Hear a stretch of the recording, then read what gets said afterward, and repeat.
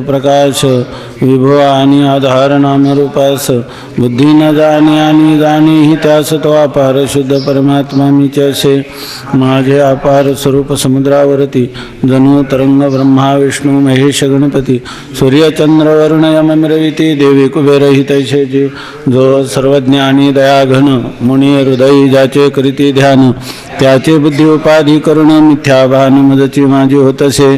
ज्याच्या ज्ञानी भाषे जगत जसा दोरीवरी सर्प दिसत परी दोई ठाई ना सर्प जगत ते स्वतंत्र आणि स्वयं ब्रह्म मीच असे. पुण्य पुरुषी बोध प्राप्ती कारणी बजावाराम त्याही आत्माप्त काम तरी नमन कोणा करावे म्या. सुखम नित्यं सप्रकाशं व्यापकं नामरूपयोः अधिष्ठानं बुद्ध्यबोध्यं बुद्धेर्दृग्यत्तु निर्मलम् अपारं सर्ववेदान्त वेद्यं प्रत्यक्परं महा तदेवाहं न मत्तोऽन्यदिति मे निश्चिता मतिः.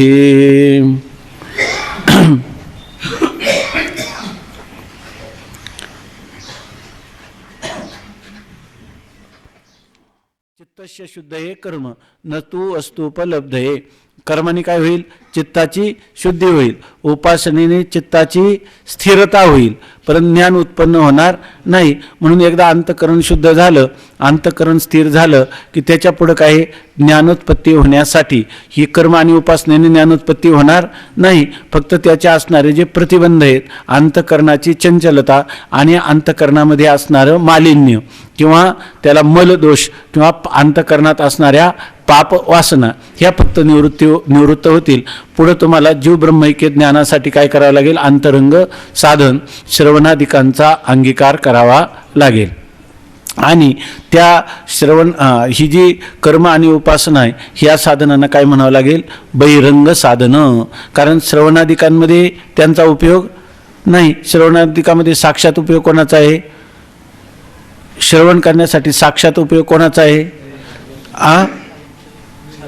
साधन चतुष्टयाचा. कशाचा उपयोग आहे? साधन चतुष्टय असेल तर तुम्ही श्रवण करू शकता, आणि श्रवण केलं तर तुम्हाला जीव ब्रह्मैक्य ज्ञान उत्पन्न होईल. श्रवणाधिकामध्ये साक्षात उपयोग असल्यामुळं साधन चतुष्टयांना काय म्हणतात?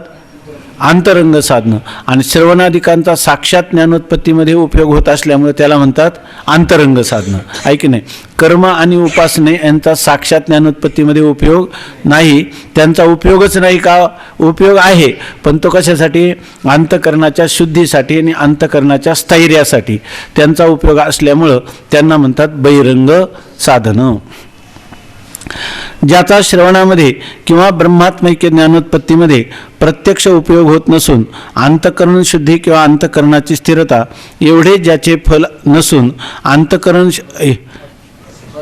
प्रत्यक्ष उपयोग नसून अंतःकरण शुद्धी किंवा अंतःकरण स्थिरता एवढे ज्याचे फल असते त्यास बहिरंग साधन म्हणावे. यज्ञादी कर्मे आणि उपासना यांचेच हे फल आहे, म्हणून ही बहिरंग साधने आहेत. यांचेच हे फल आहे. हे फल म्हणजे काय? अंतःकरणाची शुद्धी आणि अंतःकरणाची स्थिरता. एवढं ज्यांचं फल आहे. म्हणजे कोणाचं फल आहे? कर्म आणि उपासनेचं अंतःकरणाची शुद्धी. किती वेळा झालं बरं आपलं आत्तापर्यंत? तुम्ही फक्त सावध व्हा. आणि मग इथं जे काही प्रश्न विचारतो आपण तर ते प्रश्नाकडे आपलं वृत्ती जी आहे ती एकाग्र झाली की नाही. कारण आपल्याला सकाळपासूनही श्रम होतात, पुन्हा इथं आल्याबरोबर लगेच सुरू होतं, तेव्हा थोडंसं शांत व्हायचं. त्याच्यासाठी काय धावत पळत आलं आणि लगेच बसलं तर लवकर एकाग्र होत नाही. थोडं 5 मिनिटं सुटल्यावर येऊन शांतपणे बसलं, अभंग झाला, अभंगाच्या अर्थाचं चिंतन केलं, म्हणजे आपल्या सगळ्या ज्या बाह्य वृत्ती आहेत त्या सगळ्या एकाग्र होतात आणि मग विषय कळायला सोपा जातो. हे एक विद्यार्थी जीवनातलं मानसशास्त्र आहे त्याच्यामध्ये. नाहीतर मग काय पहिला अभंग होतो, मग आपण नंतर गेलं तरी चालतं, पण त्याचे नुकसान होते. अभंगामुळे आपले कशासाठी आपण कीर्तनात ते रूप पाहता लोचनी सुंदर ते ध्यान म्हणतो कशाला? ज्या कीर्तनाला आपण बसलो तोपर्यंत आपल्या अंतःकरणवरती इतर रूप पाहण्यापेक्षा रूप पाहता लोचनी, इतर ध्यान चिंतन करण्यापेक्षा सुंदर ते ध्यान. आपल्या संप्रदायाच्या परंपरेमध्ये हे याच्यासाठी योजना केलेल्या आहेत ना, म्हणून थोडं एकाग्र व्हा. आता सांगा, बहिरंग साधनाचा उपयोग कशासाठी? चित्तशुद्धीसाठी का चित्ताच्या स्थिरतेसाठी? पण बहिरंग साधनं किती आहेत? कोणती? कर्म आणि उपासना. अंतरंग साधनं किती आहेत? 8. कोणती त्या अंतरंग साधनं कशाला म्हणतात? कशासाठी जवळची आहेत? ज्ञानोत्पत्तीसाठी जवळचे का श्रवणासाठी पण जवळचे? श्रवणासाठी जवळची कोणती आहेत?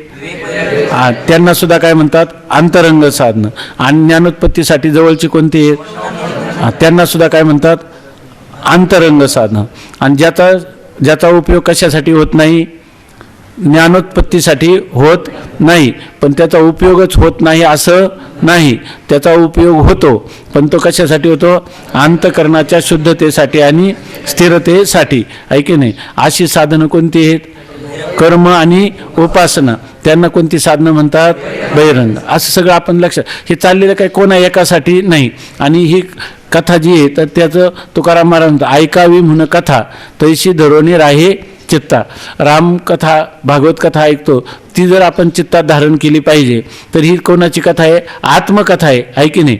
आपल्या स्वतःच्या स्वरूपाचं चिंतन आहे, तर ते आपल्या चांगल्या प्रकाराने लक्षात असलं पाहिजे. म्हणून हे सगळे शब्द जे आहेत, वाक्य जे आहेत किंवा परिच्छेद जो आहे किंवा याच्यातला असणारा प्रकाश किंवा तरंग, तर सगळं आपल्या डोळ्यापुढे थोडं थोडं उभं राहिलं पाहिजे याच्यामध्ये. तसा प्रयत्न करायचा. आणि त्याला एकच आहे, तरी अवधान एक वेळे दिजे का एकले दिजे? तुम्ही म्हणा एक वेळे दिजे, आम्ही तर ऐकूनच आलोय, तर 2 वेळे दिजे. ते याच्यामध्ये 2 वेळे दिजे, 3 वेळे दिजे, म्हणून तो पाठभेद केला आहे कुंटेन. तरी अवधान एकले दिजे. हे अवधान एकटं म्हणजे इतकं एकाग्र, कधी बसलं तरी कुठे गेलं तरी सगळं. वेदांताची कथा निघाली का सर्व विसरलं, काही आपल्यात असेल ते सगळं विसरलं आणि याच्यामध्ये लगेच एकाग्र झालं. कारण हे याची जेवढी उपयुक्तता आहे तेवढ्या बाहेरचं विचार, बाहेरचं बोलणं, बाहेरचं श्रवण त्याची उपयोगिता नाही. म्हणून आपल्या आत्मकल्याणासाठी जास्तीत जास्त एकाग्र व्हायला पाहिजे. माऊली काय म्हणतात? हे प्रतिज्ञोत्तर माझे उघड ऐका. आणि आपल्याला जर त्याने सर्व सुखाशी पात्र व्हायचे म्हणजे ब्रह्मसुखाला तो प्राप्त होईल, फक्त एकटं अवधान द्या असं सांगतात. आणि हे प्रतिज्ञोत्तर आहे. आणि आपली पारायण होतात तरी सर्व सुखाशी पात्र व्हायचे हे काही होत नाही. याचा अर्थ अवधानाची काय आहे? कमतरता आहे. माऊली तर म्हणतात काय? तुम्हाला जर ही गीतारूपी धन सोडून न्यायचं असेल तर तुम्ही मला काय द्या? तरी अवधानाची ओल दिजे ना. मला काय सगळी ओळी काय आहे? ओल म्हणजे देणे, म्हणजे तारण देणे. याच्यात गेलंय ना, ओलीस ठेवणे, तारण देणे. आपल्याला मंगलाचरणामध्ये गेलंय ओल. जसं एखाद्या सावकाराकडून जर आपल्याला पैसे घ्यायचे असले तर आपण काय करू? तुम्ही सर्वस्व जे सर्वस्व आमुते द्याल मग येते सोडवणी न्यालं. ग्रंथ नव्हे ओल साचची. ही ग्रंथ नाही म्हणतात, ही काय आहे? ओल किंवा तारण आहे. हा ग्रंथ जर तुम्हाला न्यायचा असेल, ग्रंथ म्हणजे ग्रंथातला आशय, नाहीतर जर तुम्हाला न्यायचा असेल तर तुम्ही आमच्याकडे तारण ठेवलं पाहिजे. सावकार कर्ज देतो पण सोनं ठेवून घेतो, आहे की नाही? तसं तुमचं काय द्यायचं? चित्त जे आहे ते द्यायचं. मग निश्चलदाजी काय करतील तुम्हाला? मग ते ग्रंथ जे आहे ते मग नाही सुरुवात तुम्ही सर्वस्व जर आम्हाला द्याल, सर्वस्व म्हणजे तुम्ही म्हणाल का धन मान काय सगळं, ते काही नाही लागत. धन कोणतं? हे चित्ताची एकाग्रता रूपी धन. हे जर द्याल तर मग ते सोडवून न्याल. मग हे सगळं तुमचं पुन्हा तुम्हाला परत मिळेल, म्हणजे तुमच्या आत्मस्वरूपाची तुम्हाला प्राप्ती होईल. म्हणून आपण कधी याच्यामध्ये एकाग्रता जी आहे, एकाग्रतापूर्वक श्रवण केलं तर ह्या श्रवणामध्येच माणसाला काय त्यांनी सांगितलं? देगी मनाते ओल मग हे ते घे. मनाचा ओल शब्दाचा अर्थ एक जिव्हाळा आणि दुसरा अर्थ ओल म्हणजे तारण देणे. जर तुम्ही कोणतं जिव्हाळा याच्याविषयी असला तरी तुम्हाला हे मिळेल, आणि मनाला जर तुम्ही तारण म्हणून दिलं तरी सुद्धा हे प्राप्त होईल असं आहे. आणि जर सर्वस्वाचा लोभ धरा, ओलीचा अवेर करा. तुम्ही आम्हाला हे सर्वस्व पाहिजे म्हणाल पण ओलीचा अवेर करा, तुम्हाला तारण मात्र आम्ही देणार नाही, तर मग काय होईल? तरी गीते मज अवधारा एकची गती. तर तुम्हाला गीताही मिळणार नाही आणि मी तुमच्या स्वाधीन होणार नाही, म्हणजे तो असं सांगतात. दुसरा काहीतरी अर्थ केला, गीते मजा अवधारा एकची गती. ही सुद्धा कुटुंब आहे बरं का याच्या ठिकाणी. गीते मजा अवधारा एकची गती. गीतेची आणि माझी किंवा म्हणजे गीतेची आणि तुमची एकच गती होईल, म्हणजे गीता तुम्हाला प्राप्त होणार नाही. किंवा गीतेचा वक्ता जो मी तुम्हाला सांगतो त्याचंही तुम्हाला प्राप्ती होणार नाही, म्हणजे त्याचाही गंभीर अभिप्राय तुमच्या लक्षात येणार नाही. माऊलीने किती सांगून ठेवले. जर आपण ज्ञानेश्वरी वाचली ना, एक पारायणेच्यासाठी करावं का श्रवण कसं करावं, श्रोता कसा असावा याच्यासाठी एक पारायण करावं. म्हणजे आपल्या ठिकाणी कोणते गुण आहेत, कोणते दोष आहे, तेवढ्या ओव्या काय करायच्या, आरशात पाहायच्या. आरशात पाहायच्या म्हणजे त्या ओव्या पाहायच्या. त्यांना त्या ओव्या ह्याच काय आहेत, आरसा. आणि आपलं जिथं कमी पडत असेल तिथं काय करायचं, दुरुस्त करायचं. ओव्यांची दुरुस्ती नाही करायची, आपल्या ठिकाणी दुरुस्ती करायची.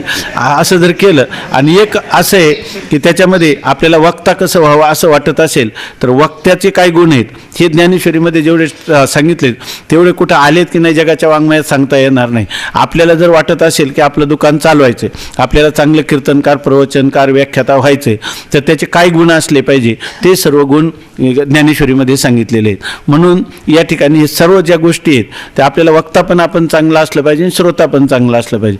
खरा वक्ता कोण होऊ शकतो, त्यांनी आचार्य आत्रेंनी लिहिले मी कसा झालो असं त्यांचं एक पुस्तक आहे. त्याच्यात एक त्यांचा व्याख्यान आहे, मी वक्ता कसा झालो, वक्ता कसा झालो असं आहे त्याच्यामध्ये. तर त्याच्यामध्ये त्यांनी सांगितलं मी अगोदर श्रोता झालो, खरा तर मी अगोदर वाचक झालो किंवा पठितात म्हणायचं, त्याला पाठक झालो. मी अगोदर पाठक झालो, नंतर श्रोता झालो आणि नंतर मी वक्ता झालो असं त्यांनी लिहिलं आहे. याच्यासाठी हे सगळे गुण जर श्रोत्याचे गुण ज्याच्याजवळ चांगले असतील त्याच्याच ठिकाणी वक्त्याच्या गुणांचा त्याला काय म्हणतो समाहार किंवा उपसंहार होऊन त्याच्या ठिकाणी तो चांगल्या प्रकारचं वक्तृत्व करू शकतो, अन्यथा नाही. वक्त्याची सुद्धा खूप मोठी जबाबदारी आहे की त्याला आपलं जे विचार आहे ते सांगायचं असले त्याला गिराईक तर पाहिजे की नाही. मग ते गिराईक कसं टिकवायचं हे सुद्धा माऊलींचं पार ज्ञानेश्वरीमध्ये. तुम्ही आता म्हणत नाही म्हणून आपलं ठीक आहे, पण माऊलीनाथ निवृत्तीनाथ महाराज किंवा श्रोते म्हटले की आता हे आवरा म्हटले की माऊली थोडंसुद्धा पुढे बोलत नाही, लगेच विषयावर येऊन बोलायला सुरुवात करतात. तुम्ही कोणी काही म्हणतच नाही, त्यामुळं आपलं व्याख्यान काय होतं, पाल्हाळी किंवा विस्तारात होतं. श्रोत्यांची सुद्धा ही जबाबदारी आहे की आता आम्हाला हे नको, काय त्या ओव्या आहेत की तुम्ही जर माऊली लगेच बोलतात मी खरं तुमच्या विषयावर यायला पाहिजे होतं, पण काय हिरवे चारी गुरु काय नेघे माहेर मागील मोहर धरू. हिरव्या चाऱ्याला यायला लागलं का कुठं मागं जायचंय याचं त्याला काय राहत नाही, आठवणही राहत नाही. किंवा माऊली सुद्धा म्हणतात बोलत ढसाळ गेलो, बोलता बोलता मी विसरूनच गेलो, विषयांतर झालं. म्हणून आता काय त्यांनी सांगितलं आता मी विषयाला सोडून बोलणार नाही. काय तर ते श्रोते म्हणतात तू संत स्तवनीर तशी तरी कथेची शेची न करशी. तू संतांची स्तुती करायला लागला आणि कथा विषय काय चालला याची आठवणच राहिली नाही असं म्हणतात. पुढे काय निराळे बोलसी सनागर. आणि ते पुन्हा पण माऊलींना म्हणजे लोक तुम्ही काय विषयांतर करता असं नाही म्हणत, वक्त्याची सुद्धा सांग निराळी बोलसी सनागर. सनागर म्हणजे अत्यंत मधुर अशा प्रकारच्या या आकाशात वायुमंडलात तुझ्या शब्दांचं स्फुरण होतं, ते पण आम्हाला आल्हाददायक वाटतं. पण आम्ही कशासाठी आलोय, कथा ऐकण्यासाठी आलोय. म्हणून कथेची आठवण ठेवा आणि आपल्या विषयावर या. असं ज्ञानेश्वरीत अनेक स्थळं आहेत की ज्या ठिकाणी श्रोत्यांनी विनवलं की माऊली लगेच विषयावर येतात. तसं म्हणजे हे सगळं कधी होईल, चित्ताची एकाग्रता असला तर विषयाचं आकलन होईल. आणि जर चित्ताची एकाग्रता झाली नाही ते विषय सांगतात का विषयांतर करतात. काय करायचं, आपलं काम काय, 1 तास बसायचं आहे की नाही, असं करून नाही चालणार. ज्याचा श्रवणामध्ये किंवा ब्रह्मात्मैक्य ज्ञानोत्पत्तीमध्ये प्रत्यक्ष उपयोग नसून अंतःकरण शुद्धी किंवा अंतःकरणाची स्थिरता एवढे ज्याचे फल असते त्यास बहिरंग साधन म्हणावे. यज्ञादी कर्मे आणि उपासना यांचेच हे फल आहे, म्हणून ही बहिरंग साधने आहेत. ठीक आहे, वाचू शंका, हे लक्षात आलं. शंका, यज्ञादी कर्मापासून स्वर्गाधिकांची प्राप्ती होते असे शास्त्रात सांगितले आहे. यज्ञादी कर्म केले तर म्हणती संसारी जन्मिजे, मग यज्ञाधिक कर्म केजे स्वर्ग सुख भोगीजे मनोहर असं सांगितलेले शास्त्रामध्ये. यावरून यज्ञादी कर्मे संसार साधनेच आहेत. मग यज्ञादी कर्म केली तर ती यज्ञादी कर्म ही जीव ब्रह्मैक्य ज्ञानोत्पत्तीची साधनं आहेत का? नाही. आहे की नाही? ती श्रवणाची साधनं आहेत का? नाही. ती बहिरंगच साधन नाही. समजा तुम्ही म्हटलं तर यज्ञादी कर्माने काय होतं, स्वर्ग कामेन काय स्वर्ग कामो यजेत. ज्याला स्वर्गाची इच्छा आहे त्यांनी काय करावं, यज्ञ यागादी कर्म करावीत असं शास्त्र सांगतं. मग करावीत त्यांनी मोक्ष प्राप्त होईल का? नाही. त्यांनी काय होईल, तुम्हाला स्वर्ग प्राप्त होईल. आणि स्वर्गाची स्थिती काय आहे, तेतम भुक्त्वा स्वर्गलोकम विशालम क्षीणे पुण्ये मर्त्यलोकम विशंती एवं त्रयी धर्म मनु प्रपन्ना गतागतम कामकामा लभंते. जरी पार चिंतामणीच्या सडकान काय असलं कामधेनूची खिल्लार आणि कल्पवृक्षाची उपवन मन तिथं असली तरी तया पुण्याची पावटी सरे, सवेची इंद्रपणाची उटी उतरे, परतोनी येऊ लागती माघारे किंवा येऊ लागती माघारे मृत्यूलोका, ऐशी लोक जे लोकीची नांदणूक, असं त्या ठिकाणी आहे. तर ती कर्म खरी संसार साधनं आहे का मोक्षाची साधनं आहेत? मग संसार कशाला म्हणतात? जन्म मरण परंपरा. स्वर्गात गेलं तरी पुन्हा पुण्य संपल्यावर काय आहे, परत खालीच यावं लागतं. म्हणजे याचा अर्थ ती कर्म ही यज्ञादी कर्म ही संसाराची साधनं आहेत का मोक्षाची साधनं आहेत? संसाराची साधनं आहेत. अंतकरण शुद्धी साधने नाही. त्याने अंतकरण शुद्धी सुद्धा होत नाही. कोणत्या कर्माने? सकाम कर्माने. म्हणून एक गोष्ट नेहमी लक्षात ठेवायची, आपण वारकरी आहे आणि आपल्या वारकरी संप्रदायाचं जर कोणी गळ्यात माळ असेल तर गळ्यात माळ घालतो काय? वारकरी संप्रदायाची दीक्षा घेतो आणि आजपासून आपण साधनेला सुरुवात करणार. तर त्या साधनेमध्ये कोणती साधना करायची? अनेक साधना सांगितलेल्या आहेत. आता ही जी अंतरंग साधनं आहेत ती सांगितलेली 8 साधनं सांगितलेली. पण कोणतं साधन करायचं नाही हे पहिलं लक्षात घ्यायचं. कोणतं? जेव्हा आपण वारकरी होतो तेव्हा आपल्या जीवनात सुरुवात ही निष्काम कर्मापासून होते. ऐक, निष्काम कर्मापासून, आणि त्याची परिसमाप्ती वारकरी जीवन झालं, कृतकृत्य झालो, इच्छा केली ते पावलो. कधी म्हणायचं? तर काम नाही झालो पाही रिकामा, फावल्या त्या करू चेष्टा निश्चळ द्रष्टा बैसोनी. हे कधी नैष्कर्म्य स्थिती झाली, मला आता काही करण्याचं राहिलेलं नाही. जे करायचं होतं कृतम कृत्यम प्रापनियम प्राप्तम, जे करायला पाहिजे होतं ते मी केलं. प्रापनियम प्राप्तम, जे प्राप्त करायचं होतं ते प्राप्त झालं. धन्योहम धन्योहम नमे कर्तव्यम विद्यते क्वचित, मला काही कर्तव्य आता राहिलं नाही. असं झालं का त्याला म्हणतात नैष्कर्म्य दशा. म्हणजे आपण परिसमाप्तीपर्यंत शेवटपर्यंत आलो, म्हणजे आपल्या वारकरी झाल्याचं सार झालं. आणि वारकरी जीवनाला प्रारंभ कधी झाला? निष्काम कर्मयोगापासून वारकरी जीवन पद्धतीचा प्रारंभ होतो आणि त्याची परिसमाप्ती ही नैष्कर्म्य दशेमध्ये होते, असं स्वामी महाराज नेहमी सांगायचं. तेव्हा आपल्या जीवनात सकाम कर्माविषयी कधी आदर असता कामा नये. किंबहुना वारकरी सकाम कर्माचं अनुष्ठान करत नाही. तुकाराम महाराज सांगतात ना की काय अभंग सांगा. तुकाराम महाराज म्हणतात जे ह्या भूताकेतांची उपासना करतात ते वारकरी नाही. आणि तुकाराम महाराज म्हणतात की मला अशी बुद्धीसुद्धा नको, त्यांचं तोंडसुद्धा पाहणार नाही, जे जादूटोणा वगैरे करतात किंवा सकाम उपासना करतात. ह्या रिद्धी सिद्धीचे साधक वाचा सिद्ध होती एक. अनेक वृद्धी सिद्धी मिळवल्या किंवा वाचा सिद्धी त्यांना प्राप्त झाली तर तुकाराम महाराज म्हणतात तो पाहो नावडे.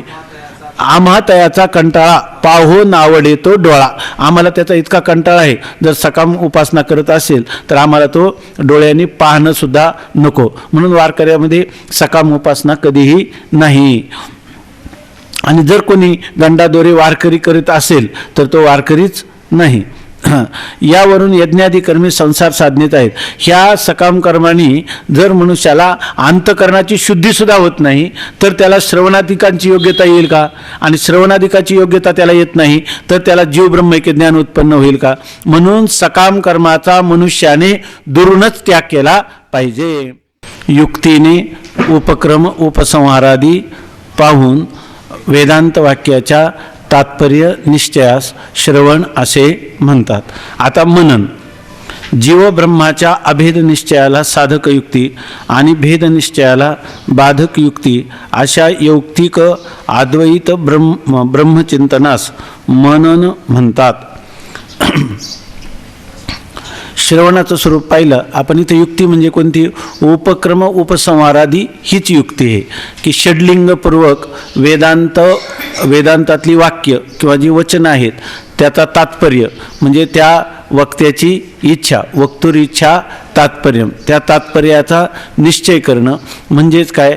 वेदांतातली जी वचनं आहेत, वेदांतातली वाक्य, त्या वाक्यांना जीव आणि ब्रह्म यांची एकताच सांगायची आहे. म्हणजे आपण जेव्हा शास्त्रचिंतन करतो, श्रवण म्हणजे काय? शास्त्रचिंतन करत असताना त्या शास्त्राचे उपक्रम उपसंहार आदी पाहून म्हणजे षड्लिंग पाहून त्या वेदांत वचनाला जीव आणि ब्रह्म यांचं ऐक्यच प्रतिपादन करायचं आहे असा बुद्धीमध्ये होणारा शास्त्रवचनावरून जो निश्चय त्याला काय म्हणायचं? होणारा तात्पर्य निश्चय. कोणत्याचा? तात्पर्य काय आहे? तत्पर. तेच सर्वात पर म्हणजे श्रेष्ठ आहे, तेच त्या वक्त्याचं किंवा शास्त्राचं मनोगत आहे असं जे जाणणं आणि त्याविषयी जाणणं म्हणजे दृढ निश्चयपूर्वक जाणणं, याला काय म्हणतात? श्रवण असं म्हणतात. तसंच आता मनन, अंतरंग साधन दुसरं कोणतं सांगितलंय? मनन. तर त्या मननाचं स्वरूप सांगतात किंवा मननाचं लक्षण, मननाची व्याख्या सांगतात. काय, कशाचा? हा, श्रवणामध्ये अंगांगी भाव म्हणजे काय? श्रवणामध्ये अंगी भावाने श्रवण केलं पाहिजे. अंग भावाने श्रवण करता कामा नये. आता शरीर हे काय अंग आहे आणि हात वगैरे त्याचं काय आहे? अंगी आहे. बरं, आपलं अंग आहे आणि शरीर हे अंगी आहे. तर अंगांगी भावाने म्हणजे काही लोक आपल्या दिवसभर समजा दुसरे काही व्यवहार करून नंतर श्रवण करण्याला प्रवृत्त होतात आणि त्याच्यासाठी काही वेळ काढतात. तर ते काय श्रवण ते अंगी भावाने करत नाही, अंग भावाने श्रवण करतात. आणि अंगी भावाने म्हणजे आपलं संपूर्ण जीवन सर्वस्व हेच श्रवण आहे. म्हणजे श्रवणाव्यतिरिक्त आपल्याला दुसरं कुठलंही कार्य नाही असं ज्याचा निश्चय असतो, ज्यामध्ये निश्चय असतो त्याला म्हणतात अंगी श्रवण. म्हणजे एकाला मुख्यत्व देणं आणि एकामध्ये त्याला गौणत्व देणं. अंगी श्रवण म्हणजे ज्याला प्राधान्याने केलेलं श्रवण, की श्रवणा इतकं महत्त्वाचं दुसरं काहीच नाही. आणि अंग भावाने केलेलं श्रवण म्हणजे त्याला गौण दिले. आज पाठाला गेलं, आज संस्थेमध्ये सभा आहे, मग आज त्यामुळं पाठ टळलं, तर याला काय म्हणायचं? अंगी भावाने श्रवण नाही. ते कोणतं आहे? अंग भावाने. मग त्याला फलसुद्धा कसं मिळतं? तसंच मिळतं. ऐकीन त्याला फलही त्याच प्रमाणात मिळतं. म्हणून अंगांगी भाव असं सांगितलेलं श्रवणामध्ये. किंवा ज्याला केवळ भोगत्या अवस्थेत श्रवण करायचं म्हणजे दुसरं काहीच करायचं नाही, फक्त आपण म्हणतो ना जे काही शरीर निर्वाहाची साधनं, उदाहरणार्थ मलमूत्राचा परित्याग, भोजन, झोप, या स्नान, एवढे फक्त त्याला कसे तरी करायचे. भागवतामध्ये तर नाथ महाराजांनी सांगितलं की फक्त 3 वेळा जाऊन त्याच्यामध्ये बुडायचं नदीमध्ये, त्या शरीराचा मलसुद्धा काढायचा नाही असं त्यांनी सांगितलेलं आहे. त्याप्रमाणे कारण आपलं मुख्य कर्तव्य काय? श्रवण याच्यामध्ये, म्हणून त्याला म्हणतात अंगांगी भाव. हां, म्हणजे तेच सुद्धा त्यांनी सांगितलं की ते जे कार्य त्याला करावं लागतं श्रवणाच्या अतिरिक्त, त्याच्यामध्ये सुद्धा त्याला फार कष्ट होतात. बा हे शरीर आलं म्हणून याला आंघोळ घालावीच लागते, आता कपड्याला वास सुटतो म्हणून ते कपडे धुवावेच लागतात असं त्याला वाटतं. त्यासाठी त्यांनी उदाहरण दिले. तो करतो सगळं पण त्याला वेदना होतात. शंकरानंदीमध्ये म्हणले की भग्न कटी सर्प दर्पवत असं. म्हणजे ज्याची एखादा साप असतो असं सांगतात की साप कंबरेमध्ये त्याला मारलं की त्याचे मणके ढिले होतात आणि त्यामुळे त्याला चालायला खूप वेदना होतात. परंतु तो साप जिवंत राहिला तर त्याला कुठेतरी शोध घ्यावाच लागतो भक्ष्याचा. मग ते जाताना त्याला किती वेदना होतात. तो म्हणतो हे कुठून माझ्यावर प्रसंग आला. तसं त्याला जे काही आवश्यक जीवन निर्वाहासाठी आवश्यक अशा प्रकारच्या पदार्थांचं, वस्तूंचं संपादन केलं किंवा व्यक्तींच्या भेटी घ्याव्या लागल्या तरीसुद्धा त्याच्यामध्ये त्याला कष्ट होतात. हे म्हणतात हा कोण आहे? अंगी भावाने श्रवण करणारा पुरुष. काय ठीक आहे. मनन. आता जीव ब्रह्माच्या अभेद निश्चयात साधक युक्ती आणि भेद निश्चयास बाधक युक्ती अशा यौक्तिक अद्वैत ब्रह्मचिंतनास मनन म्हणतात. आता काय श्रवण झालं, आपलं तात्पर्य निश्चय झाला की वेदांत वाक्याचा तात्पर्य निश्चय जीव ब्रह्मैक्य ज्ञानातच आहे हे शास्त्रामध्ये आपल्याला श्रवणाच्या द्वारा कळलं. तरीसुद्धा पुन्हा मनन करण्याची आवश्यकता आहे. तर ते मनन करण्याची आवश्यकता काय? शास्त्र सांगतं जीव ब्रह्माचं ऐक्य, पण आपल्याला वाटतं की जीव ब्रह्माचा भेद सत्य आहे की जीव ब्रह्माचा अभेद सत्य आहे. कारण भेदाचे संस्कार आपल्याला अनादिकालापासून आहेत, अभेदाचे संस्कार नाहीत. त्यामुळं पूर्वसंस्कारामुळे पुन्हा पुन्हा अंतःकरणामध्ये संशय निर्माण होतो. ज्या अर्थी शास्त्रामध्ये मी भक्त तू देव ऐसे करी, मग आहे की नाही, गुरु आणि शिष्य, देव आणि भक्त, ब्राह्मण क्षत्रिय वैश्य शूद्र सगळ्यांचा भेदच सांगितलेला आहे की नाही. मग शास्त्राने जरी तत्वतः अभेद प्रतिपादन करण्यात निश्चय करून दिला तरीसुद्धा आपल्या प्रत्यक्ष अनुभूतीला येताना हा भेद सत्य आहे का अभेद सत्य आहे जीव ब्रह्मातला असं वाटतं की नाही. जीव आणि ब्रह्म यातला भेद सत्य की अभेद सत्य अशी शंका येते किंवा असा संशय येतो. त्याला म्हणतात प्रमेयगत संशय. आणि शास्त्र श्रवणात संशय आला तर त्याला काय म्हणायचं? प्रमाणगत संशय. म्हणजे प्रमाण जी वेदवाक्य त्यांच्याविषयी वेदांत प्रमाणाला जीव आणि ब्रह्म यांचा भेद सांगण्यात तात्पर्य आहे की आभेद सांगण्यात तात्पर्य आहे? तर त्याच्यात आभेद सांगण्यात तात्पर्य. ह्या वेळेला कोणता विचार करायचा? पुन्हा पुन्हा शास्त्रचिंतन करून त्याचे उपक्रम उपसंहार आदी पाहून वेदांत वाक्याचा तात्पर्य निश्चय करायचा. म्हणजे आपली प्रमाणगत संशय किंवा प्रमाण असंभावना नावाचा जो दोष आहे तर तो दोष निवारण होतो. प्रमाणगत संशय असेल तर त्यांनी वारंवार श्रवण केलं पाहिजे.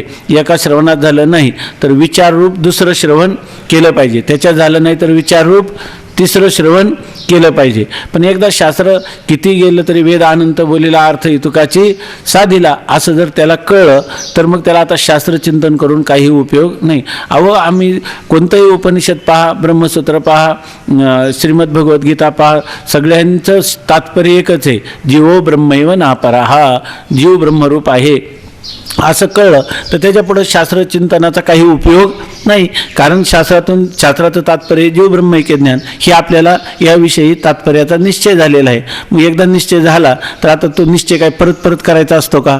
नाही. शास्त्राचं तात्पर्य कळलं पण शास्त्र सांगतं पण म्हणजे काय? मला शंका आली. पण मला असं वाटतं की मी विचार करायला लागलो जीव ब्रह्माचा भेद सत्य आहे की अभेद सत्य आहे. म्हणजे संशय कशामध्ये आला? तर प्रमेय जे ब्रह्म आहे की नाही त्या ब्रह्माचा जीवाशी अभेद आहे का भेद आहे असं प्रमेयगत संशय किंवा प्रमेय असंभावना नावाचा दोष जर अंतःकरणात निर्माण झाला तर त्या प्रमेय असंभावनेची निवृत्ती करणारं साधन जर कोणतं असेल तर ते आहे मनन.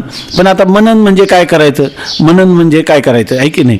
मननाचं लक्षण या ठिकाणी सांगतात की तुमच्या अंतःकरणात जो संशय निर्माण झाला प्रमेयगत संशय तर त्याच्यामध्ये तो कसा झाला?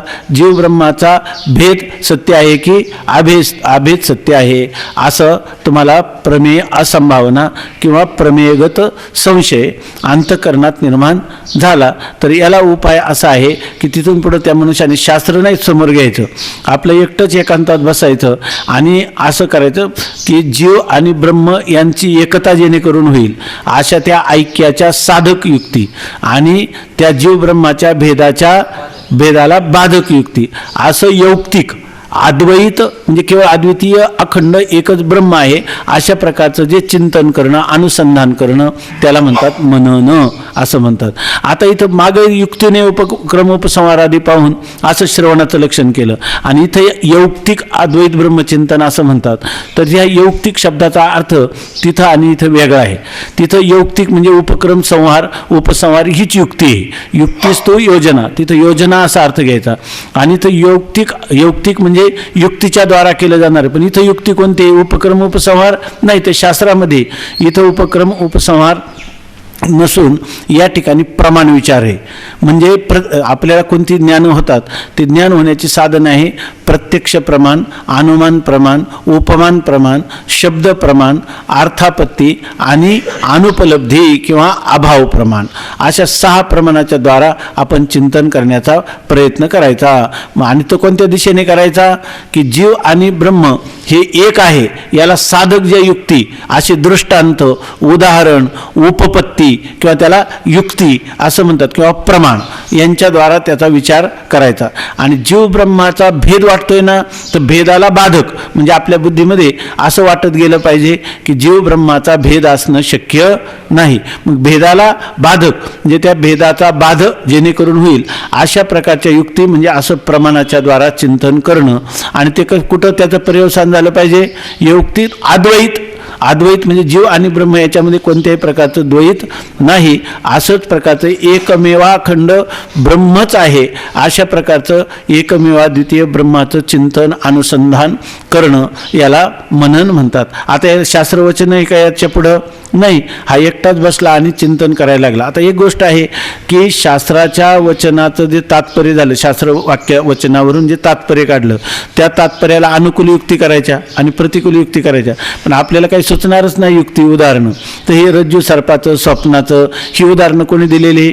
शास्त्राचं चिंतन करणाऱ्या महापुरुषांनी दिलेली आहेत आपल्याला ही उदाहरणं, किंवा शास्त्रातही कुठं कुठं ओझरतं त्याचा फक्त स्वप्नाप्रमाणे, रज्जू सर्पाप्रमाणे, शुक्ती रजताप्रमाणे, मग त्याच्यापर्यंत घटाकाशाप्रमाणे, मठाकाशाप्रमाणे अशी उदाहरणं आलेली.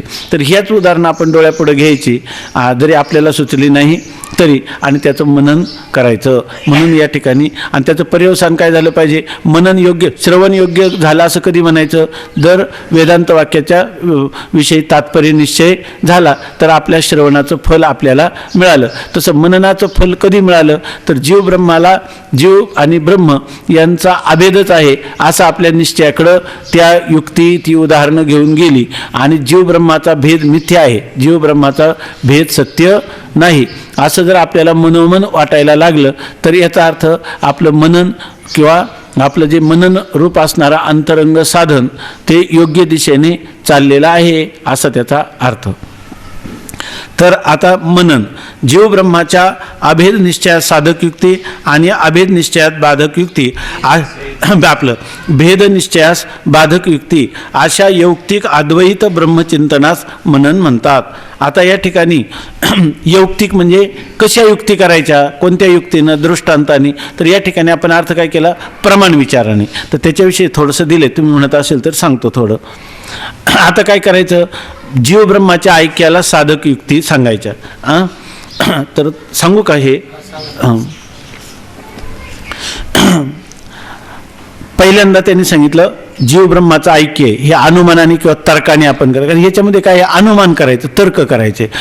खरं तर काय, जो उत्तम अधिकारी असतो त्या अधिकाऱ्याला श्रवणामध्येच ज्ञान होतं, वेदांत वाक्याचं तात्पर्य निश्चय झालं आणि श्रुती माऊली ज्या अर्थी तू ब्रह्मरूप आहेस असं सांगते त्या अर्थी तिथंच त्याला तत् आणि त्वम पदार्थाचं शोधन होऊन तत् आणि त्वम पदार्थाचं शोधन होऊन त्याला अखंडाकार वृत्ती होते. म्हणजे त्याला अहम ब्रह्मास्मी इत्याकारक वृत्ती होते, म्हणजे मीच ब्रह्म आहे असं ज्ञान होतं. मग त्या पुरुषाला दुसरं काही करण्याची आवश्यकता नाही. पण एवढं असूनही जर त्याच्या अंतःकरणात संशय निर्माण झाला तर मात्र त्याला पुढचं साधन करावं लागतं. आणि ते साधन कोणतंही मनन. तर मनन कसं करावं, म्हणजे याचा अर्थ त्याच्या मनात तर्क निर्माण होतं. श्रुती सांगते खरे, पण आहे का हे, आहे की नाही. आपण केवळ श्रुती सांगते बाबा वाक्यम प्रमाणम एवढ्याने चालणार नाही. म्हणून तो काय करतो, कोणतं, ही गोष्ट श्रुती म्हणजे शब्द प्रमाणाने सिद्ध झाली, पण प्रत्यक्ष प्रमाणाने सिद्ध होते का मी ब्रह्म आहे, अनुमान प्रमाणाने सिद्ध होतं का, त्याच्यासारखं दुसरं उदाहरण देऊन उपमान प्रमाणाने सिद्ध होतं का, शब्द प्रमाणाने तर सांगितलेलंच आहे, नंतर अर्थापत्ती प्रमाण, अनुपलब्धी प्रमाणाने ही गोष्ट सिद्ध होते का असं त्याला वाटतं. मग त्याच्यासाठी त्याला पहिल्यांदा जीव आणि ब्रह्माचे एकताच सत्य आहे, बरोबर ना, जीव हे ब्रह्मरूपच आहे अशा प्रकारचं जर त्याला चिंतन करायचं झालं तर त्याच्या ऐक्याला साधक युक्ती कशा, तर त्याच्यामधलं पहिल्यांदा अनुमान प्रमाण सांगतात. बघा, यत् सच्चिदानंद स्वरूपम न तत् ब्रह्मणा भिद्यते, यत् सच्चिदानंद स्वरूपम न भवती तत् ब्रह्मणा भिद्यते. आता त्याने असं विचार करावं, जे सच्चिदानंद स्वरूप असतं ते काय आहे, ब्रह्म, आणि जे सच्चिदानंद स्वरूपाहून भिन्न असतं ते ब्रह्माहून काय, ते ब्रह्म नसतं. ते ब्रह्माहून त्याचा काय आहे, भेद आहे. ब्रह्म म्हटलं का ते सच्चिदानंद स्वरूप असतं, आणि ब्रह्माहून जे सच्चिदानंद स्वरूप नसतं ते ब्रह्माहून भिन्न असतं. आता यथा ईश्वर हा सच्चिदानंद स्वरूपत्वादेव ब्रह्मणा न भिद्यते. आता ईश्वराच्या ठिकाणी नित्य ज्ञान आहे की नाही, मग ईश्वर स्वतःला काय समजतो, ईश्वर हा सच्चिद आणि मी ईश्वर, आपण म्हणतो की ईश्वर सर्वज्ञ आहे आणि सर्व शक्तिमान आहे, परंतु जीवाला उपाधी आहे अविद्या आणि ईश्वराला उपाधी आहे माया. पण जीवाची उपाधी आहे मलिन सत्वात्मक. मलिन सत्वात्मक म्हणजे ज्याच्यामध्ये रजोगुण आणि तमोगुण मिसळलेले आहेत अशी परिच्छिन्न असणारी उपाधी जीवाची आहे अंतःकरण किंवा अविद्या. आणि ईश्वराची उपाधी काय, जिच्यामध्ये रजोगुण तमोगुण विवर्जित अशी शुद्ध सत्वात्मक उपाधी, किंवा ज्याच्यामध्ये अत्यंत अल्प अंश असतो अशा प्रकारची शुद्ध सत्वात्मक अशी उपाधी ईश्वराची आहे. त्या शुद्ध सत्वात्मक उपाधीमुळं ईश्वराला सर्वदा काय आहे, आपल्या स्वरूपाचं ज्ञान आहे. मग तो स्वतःला काय समजतो, ईश्वर मी सर्वज्ञ सर्वशक्तिमान म्हणत नाही, मी त्याला माया उपाधीमुळं ईश्वराला काय आहे, आपल्या स्वरूपाचं ज्ञान कोणत्या वृत्तीद्वारा होतं, मायावृत्तीद्वारा. आणि मायावृत्तीद्वारा माया काय दाखवते त्याला, मी सच्चिदानंद रूप ब्रह्म आहे. म्हणजे ईश्वर ब्रह्माहून भिन्न आहे का? नाही. त्याला उपाधी आहे का? नाही आहे. तरी तो स्वतः काय सच्चिदानंद स्वरूपच आहे. ईश्वर जसा आहे तर यथा ईश्वर हा सच्चिदानंद स्वरूपात एव ब्रह्मणा न भिद्यते. मग त्याच्यापासून ब्रह्माचा भेद आहे का? नाही. वास्तविक ईश्वराला उपाधी आहे का? नाही आहे. तरीसुद्धा तो आपल्याला उपाधीनं विशिष्ट असा समजतो का, उपाधीच्या विवर्जित समजतो, उपाधी रहित समजतो. म्हणून तर आपण देवाला प्रार्थना करतो ना. जीव काय प्रार्थना करतो? उपाधी वेगळे तुम्ही निर्विकार, काहीच संसार तुम्हा नाही. आईसे मज करुणी ठेवा नारायण, समूळ वासना नुरवावी. निसंग तुम्हाशी राहणे एकट, नाही कटकट साहो येत. तुका म्हणे नाही मिळो येत शिळा, रंगाशी सकळा स्फटिकाची. ऐकी नाही. या ठिकाणी जर बारकाईने विचार केला तर आपण ब्रह्मज्ञान करायला सुद्धा काय करतो? ईश्वर तुला जसं नित्य ब्रह्मज्ञान आहे आणि तू असंग निर्विकार सच्चिदानंद स्वरूप ब्रह्म आहेस, तसं मला कर. कारण त्यांनी काय केलं? आपल्या स्वतःच्या माया उपाधीचा बाद करून त्या उपाधीहून अतीत असणारं नित्य सच्चिदानंद स्वरूप मी आहे असं त्याला ज्ञान असल्यामुळे परमात्मा खरा काय आहे? सच्चिदानंद स्वरूपच आहे. आपण जरी पांडुरंगातला वर्णन करत असलो तरी आपण पांडुरंगाला काय म्हणतो? आनंद अद्वय नित्य निरामय, जे का निज ध्येय योगियांचे, ते हे समचरण साजिरे विटेवरी, पहा भीमातिरी विठ्ठल रूप. किंवा सत्य ज्ञानानंत गगनाचे प्रावरण, नाही रूप वर्ण गुण जेथे, तो हारे श्रीहरी पाहिला डोळे भरी, पाहता पाहणे दुरी सारोनिया. असंच त्याचं वर्णन करतो की नाही? बरोबर आहे ना? मग तसंच म्हणतात. मग ईश्वर सच्चिदानंद ब्रह्माहून भिन्न आहे का? नाही. कारण ईश्वर स्वतःला काय जाणतो? ब्रह्म आहे असं जाणतो. म्हणून जो ज्याला जाणतो ब्रह्मविद ब्रह्म एव भवती. ब्रह्म जाणणारा काय असतो? ब्रह्मस्वरूपच असतो. याविषयी आपल्याला शंका नाही. आता सांगतात व्यवहारिका घटादी आनृतत्व जड दुःखात्मकत्वेन सच्चिदानंद स्वरूपत्व अभावात ब्रह्मणा भिद्यते. आता व्यवहार दशेत असणारा जो घट आहे तो घट सच्चिदानंद एक असत जड दुःख रूप आहे. घट काय आहे? असत जड आणि दुःखरूप असा आहे. मग तो असत जड दुःखरूप जे जे असतं ते ब्रह्माहून काय असतं? भिन्न. घट ब्रह्माहून काय आहे? भिन्न. कारण का? तो असत जड दुःखरूप आहे. म्हणजे जे जे असत जड दुःखरूप असतं ते ब्रह्माहून भिन्न असतं. आणि जे सच्चिदानंद स्वरूप असतं ते ब्रह्माशी एकरूप असतं किंवा ते ब्रह्मरूपच असतं. आज चिंतन झाले. मनन कसं करावं याविषयी चालले, लक्षात घ्या. एवं जीवा हा अपि ब्रह्म एव. आणि ईश्वर जसा मायेचा बात करून स्वतः ब्रह्मरूप आहे, त्याची शुद्ध सत्वात्मक माया असेल आणि आपली मलिन सत्वात्मक अविद्या उपाधी असेल, आहे की नाही? किंवा आपला अंतकरण उपाधी असेल. पण अंतकरण सुद्धा कसं आहे? असत आहे. बुद्धी जड आहे का? नाही. असत आहे. बरं, बुद्धीच्या ठिकाणी बुद्धी जड आहे म्हणजे तिला प्रकाश देता येतो का? नाही. ती नित्य आहे का? नाही. अनंत बुद्धीचे तरंग क्षणक्षणा पालटती रंग, दररोज आता संगत होतो हे बाधक. मन ओळी मना आणि बुद्धी, मन ओळी मना आणि बुद्धी क्षणक्षणा, अशा प्रकारचे या ठिकाणी बुद्धीसुद्धा कशी आहे? क्षणिक आहे, अनित्य आहे, ती कशी आहे? असत आहे, जड आहे, दुःखरूप अशा स्वरूपाची आहे. मग जे जे जे काय असतं असत जड आणि दुःखरूप असतं त्याचा ब्रह्माशी काय आहे? भेद. तसाच या ठिकाणी घट हा व्यवहार दशेतला घट हा सुद्धा असत जड दुःखरूप आहे म्हणून त्याचा ब्रह्माशी काय आहे? भेद आहे. परंतु जीवाचा तर ते सांगतात जीवाचा असा आहे की जीवाचा एवं जीवा हापी ब्रह्म एव. जीव सुद्धा काय आहे? ब्रह्म. जर त्याने उपाधीचा बाध केला तर जीव सुद्धा काय आहे? ब्रह्मरूपच आहे. बरं, उपाधी कशी आहे? कल्पित आहे. आणि तो कसा आहे? वास्तव आहे. तो सच्चिदानंद स्वरूप आहे. मग ईश्वराने जसा माया उपाधीचा बाध केला तर ईश्वर ब्रह्मरूप आहे. जीवाने अविद्या उपाधीचा बाध केला तर जीव सुद्धा काय आहे? त्याचं जे अधिष्ठान कूटस्थ चैतन्य आहे ते कसं आहे? असंग निर्विकार सच्चिदानंद ब्रह्मस्वरूपच आहे. मग ईश्वरच ब्रह्मरूप आहे का जीव सुद्धा ब्रह्मरूपच आहे? जीव सुद्धा काय, तुका म्हणे कैची किव आणि कोठे जीव निराळा, जीव तरी कुठं त्याच्यावर निराळा आहे. मग आपल्याला काय, ईश्वराचं काय केलं आपण, युक्ती करायची ना. ईश्वराचे काय केले आपण, ईश्वराचं उदाहरण केलं आणि आपण काय चिंतन केलं, ईश्वर ज्या कारणाने ब्रह्मरूप आहे त्याच कारणाने मी सुद्धा ब्रह्मरूप आहे असं चिंतन केलं. म्हणजे आपल्याला असं वाटतं ईश्वर ब्रह्मरूप आहे पण मी मात्र कसं आहे, असं जड, अल्पज्ञ, अल्पशक्तिमान. पण अल्पज्ञ अल्पशक्तिमत्व हे धर्म उपाधीचे आहेत का सच्चिदानंद स्वरूप ब्रह्माचे आहेत? उपाधीचे आहे. आणि उपाधी जी आहे ती उपाधी कशी बाधित होणारी आहे का? उपाधी नित्य आहे का? उपाधी स्वयंप्रकाश आहे का? उपाधी आनंद रूप आहे का? नाही. कोणत्याही प्रकार सगळं द्वैत जे आहे ते असं जड दुःखात्मक अशा प्रकारचं असल्यामुळं त्या उपाधीचे धर्म उपहितावर जातात का? मायेचे धर्म कोणावर गेले नाही, उपहित ब्रह्मस्वरूपाच्या ठिकाणी गेले नाही. तसं अविद्या किंवा अंतकरणाचे धर्म हे कल्पित असल्यामुळं समान सत्तेत साधक बाधक व्यवहार होतो. कल्पित सत्तेत असणाऱ्या अंतकरण किंवा अविद्या उपाधीचा, बरोबर ना, वास्तव असणारं, बरोबर ना, अधिष्ठान असणारं जे कुटस्थ चैतन्य, त्या कुटस्थ चैतन्यावर कोणताही परिणाम होत नाही, कारण समान सत्तेत साधक बाधक व्यवहार घडतो. म्हणून आता या ठिकाणी मी सुद्धा काय आहे, ब्रह्मरूपच आहे. तुम्हाला काय म्हणता तुम्ही, सच्चिदा, सत कशाला म्हणतात, त्रिकालाबाधित.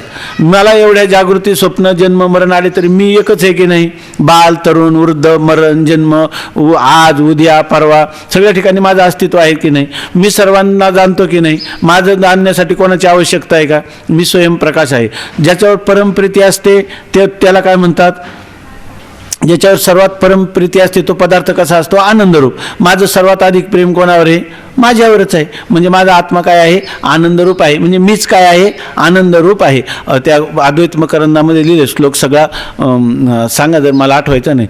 अहम अस्मी सदाभामी कदाचिन्ना अहम प्रिया. तो काय म्हणतो, तो त्याच्यामध्ये अद्वैत मकरंद नावाचा ग्रंथ आहे, त्याच्यात फक्त 28 किंवा 29 श्लोक आहेत. तर त्या 29 श्लोकामध्ये ह्या सगळ्या युक्त्या दिलेल्या आहेत. जर आपल्याला मनन करायचं झालं, केवळ अद्वैत मकरंद हा ग्रंथ घेतला आणि त्याच्यात 29 श्लोकात 29 युक्त्या सांगितलेल्या आहेत आणि त्याप्रमाणे आपण जर चिंतन केलं तर आपल्याला कधी कोणतीही शंका मननामध्ये राहणार नाही. जीव आणि ब्रह्माचं ऐक्यच आहे असंच वाटणार आणि जीव ब्रह्माचा भेद असणं शक्यच नाही. असा अद्वैत मकरंद नावाचा ग्रंथ आहे. तर तो प्रत्येकाने चिंतन करण्यासारखं आहे. तर या आपलं चिंतन हे चाललंय की जीवाला या ठिकाणी जर आपल्या उपाधीचा बाद केला तर तोही ब्रह्मरूप आहेच की नाही? कारण तो काय म्हणायला, अहम अस्मी, मी आहे का नाही? सदाभामी, मला नित्य माझं ज्ञान आहे की नाही? कदाचिन्न अहम अप्रिया, मी मला कधीही अप्रिय नाही. ब्रह्म एव अहम अस्मी, म्हणून ब्रह्म कोण आहे? मीच आहे. कारण सच्चिदानंद रूपतः, सच्चिदानंद रूप माझा असल्यामुळं मी सुद्धा काय आहे? ब्रह्मच आहे. अशी एका एका श्लोकामध्ये एक एक त्यांनी युक्ती दिलेली आहे. हां काय काय तत् सगळं पण त्याचे अहम अस्मी सदाभामी कदाचिन्न अहम अप्रिया ब्रह्मैवाहम ततो सिद्धम सच्चिदानंद लक्षणम. म्हणून याच्यावरून सिद्ध काय झालं? अहम सच्चिदानंद लक्षणम ब्रह्म अहम एव अस्मी. सच्चिदानंद स्वरूप ब्रह्म कोण आहे? मीच आहे अशी गोष्ट सिद्ध झाली. असं आपण चिंतन करू शकतो की नाही? करू शकतो. याला काय म्हणायचं? मनन. आता हे झालं कोणत्या प्रमाणाने पण आपण केलं? तर्काने केलं. कोणत्या? अनुमान प्रमाणाने ही गोष्ट. जे अनुमान प्रमाण जे सच्चिदानंद स्वरूप असतं ते ब्रह्म आहे की नाही? जे जे सच्चिदानंद स्वरूप नसतं ते ब्रह्माहून भिन्न. आता मी माझ्या स्वरूपाचा विचार करायला गेलो तर मी काय झालो? सच्चिद आनंद स्वरूप झालो. मग जे सच्चिदानंद स्वरूप असतं ते ब्रह्म असतं. उदाहरणार्थ उदाहरण कोणाचं द्यायचं? ईश्वराचं. ईश्वर जसा माया उपाधी असूनही सच्चिदानंद स्वरूप आहे तसा मला अविद्या किंवा अंतकरण उपाधी असूनही उपाधीचा बाद केल्यानंतर मीही सच्चिदानंद स्वरूप आहे. म्हणजे हे कोणत्या प्रमाणाने केलं? अनुमान प्रमाणाने केलं. आता अनुमान म्हणजे तर्काने केलं. तर्कामध्ये तर्काच्या अनुरूप आपण हे सिद्ध केलं की मी सच्चिदानंद स्वरूप ब्रह्म आहे. म्हणजे जीव आणि ब्रह्माचं काय झालं, ऐक्याला साधक अशी युक्ती केली. कोणत्या? अनुमान प्रमाणात. मग आता दुसरी युक्ती सांगतात, उपमान प्रमाण. यथा घटाकाश मठाकाशयोः घटमठो रूप उपाधी विना न स्वतः भेदा अस्ति तथा अंतःकरण माया रूपोपाधी अंतरा जीव ब्रह्मणा अपि भेदः न एव सिद्ध्यते. आता उपमान प्रमाण. आपण उपमान प्रमाणाचं उदाहरण पाहिलं होतं, एक दिवस थोडं चिंतन केलेलं आहे आपण सुरुवातीला. अनुमान प्रमाण कशावरून? आपण म्हणतो ज्या ठिकाणी धूम असतो, धूर असतो तिथं अग्नी असतो. ऐक, जिथं तिथं, बरोबर का, जिथं तिथं धूर तिथं तिथं यत्र यत्र धुमा तत्र तत्र वन्नी. आता पण याचं उदाहरण कुठं पाहिलं आपण? हे स्वयंपाकघरात पाहिलं. स्वयंपाकात खाली चूल असते आणि वर धुराडा असतं, त्याच्यात धूर असतो, आहे की नाही? असं आपण पाहिलं, बरोबर ना. यत्र यत्र धुमा तत्र तत्र वन्नी पाहिलं कुठं? यथा महानसे, आपल्या स्वयंपाकघरात पाहिलं, बरोबर ना. आणि नंतर आपण काय म्हणायला आलो? पर्वत हा वन्यमान, हा पर्वतावर अग्नी आहे का? धूमवत्वात, ज्या अर्थी धूर दिसतो त्या अर्थी. हे आपण धूर आपल्याला प्रत्यक्ष ज्ञान झाले का? धुराचं नाही, पण अनुमानाने हा प्रत्यक्ष ज्ञान कोणाचं झाले? धुराचं. पण अग्नीचं प्रत्यक्ष ज्ञान झाले का? नाही. पण आपण केलेलं जे विधान आहे ते की पर्वत हा वन्यमान, पर्वत हा अग्नीनं युक्त आहे, हे बाद होणार आहे का? हे विधान योग्य आहे? योग्य आहे. प्रत्यक्ष प्रमाणात नाही कळलं तरी ते बाद होतो का? त्याचा नाही होत. म्हणजे याचा अर्थ ते कसं आहे? उचित आहे. उचित आहे, पण कोणत्या प्रमाणाने उचित ठरलं? कशाने तुम्हाला ते ज्ञान झालं? अनुमान प्रमाणाने ज्ञान झालं. तसं इथं अनुमान प्रमाणाने या ठिकाणी जे जे सच्चिदानंद स्वरूप असतं ते ब्रह्म, बरोबर ना. उदाहरणार्थ कोण? ईश्वर. आणि मी ही सच्चिदानंद स्वरूप आहे, तर म्हणून मी पण काय आहे? ब्रह्मच आहे. उदाहरण कोणाचं द्यायचं? ईश्वराचं, आहे की नाही? उदाहरण द्यावं लागतं त्याच्यामध्ये. त्याच्यामध्ये एक काय असतो? पक्ष असतो, एक हेतू असतो, नंतर साध्य असतं, आणि नंतर पक्ष साध्य हेतू व्याप्ती आणि उदाहरण, एवढे सांगायचं. आता कसं? यत्र यत्र, आपलं पहिल्यांदा सांगतो पर्वत हा वन्यमान धुमवतात. आपल्याला विधान काय करायचं? पर्वत हा अग्नीनं युक्त आहे, ऐके नाही? पर्वत हा अग्नीने युक्त आहे. कशावरून? धूमवत्वात, त्या ठिकाणी धूर आहे म्हणून. तर आपल्याला अग्नी कुठं सिद्ध करायचा? पर्वतावर, बरोबर ना. मग आपल्याला साध्य जिथं सिद्ध करायचे त्याला काय म्हणायचं? पक्ष, आहे की नाही? अग्नी कुठं राहतो? पर्वतावर. पर्वत हा काय झाला? पक्ष. आणि सिद्ध काय करायचं? अग्नी. म्हणजे अग्नी काय झालं? आपलं साध्य, आहे की नाही? आणि त्याला हेतू कशावरून? धूमवत्वात, धुरावरून, त्याला काय म्हणायचं? हेतू. आता जसं एक व्याप्ती असते, आपण काय एक विधान केलं? जिथं जिथं धूर तिथं तिथं अग्नी, यत्र यत्र धूमः तत्र तत्र वन्नी. म्हणजे जिथं जिथं धूर असतो तिथं अग्नी. आता हे पाहिलंय कुठं?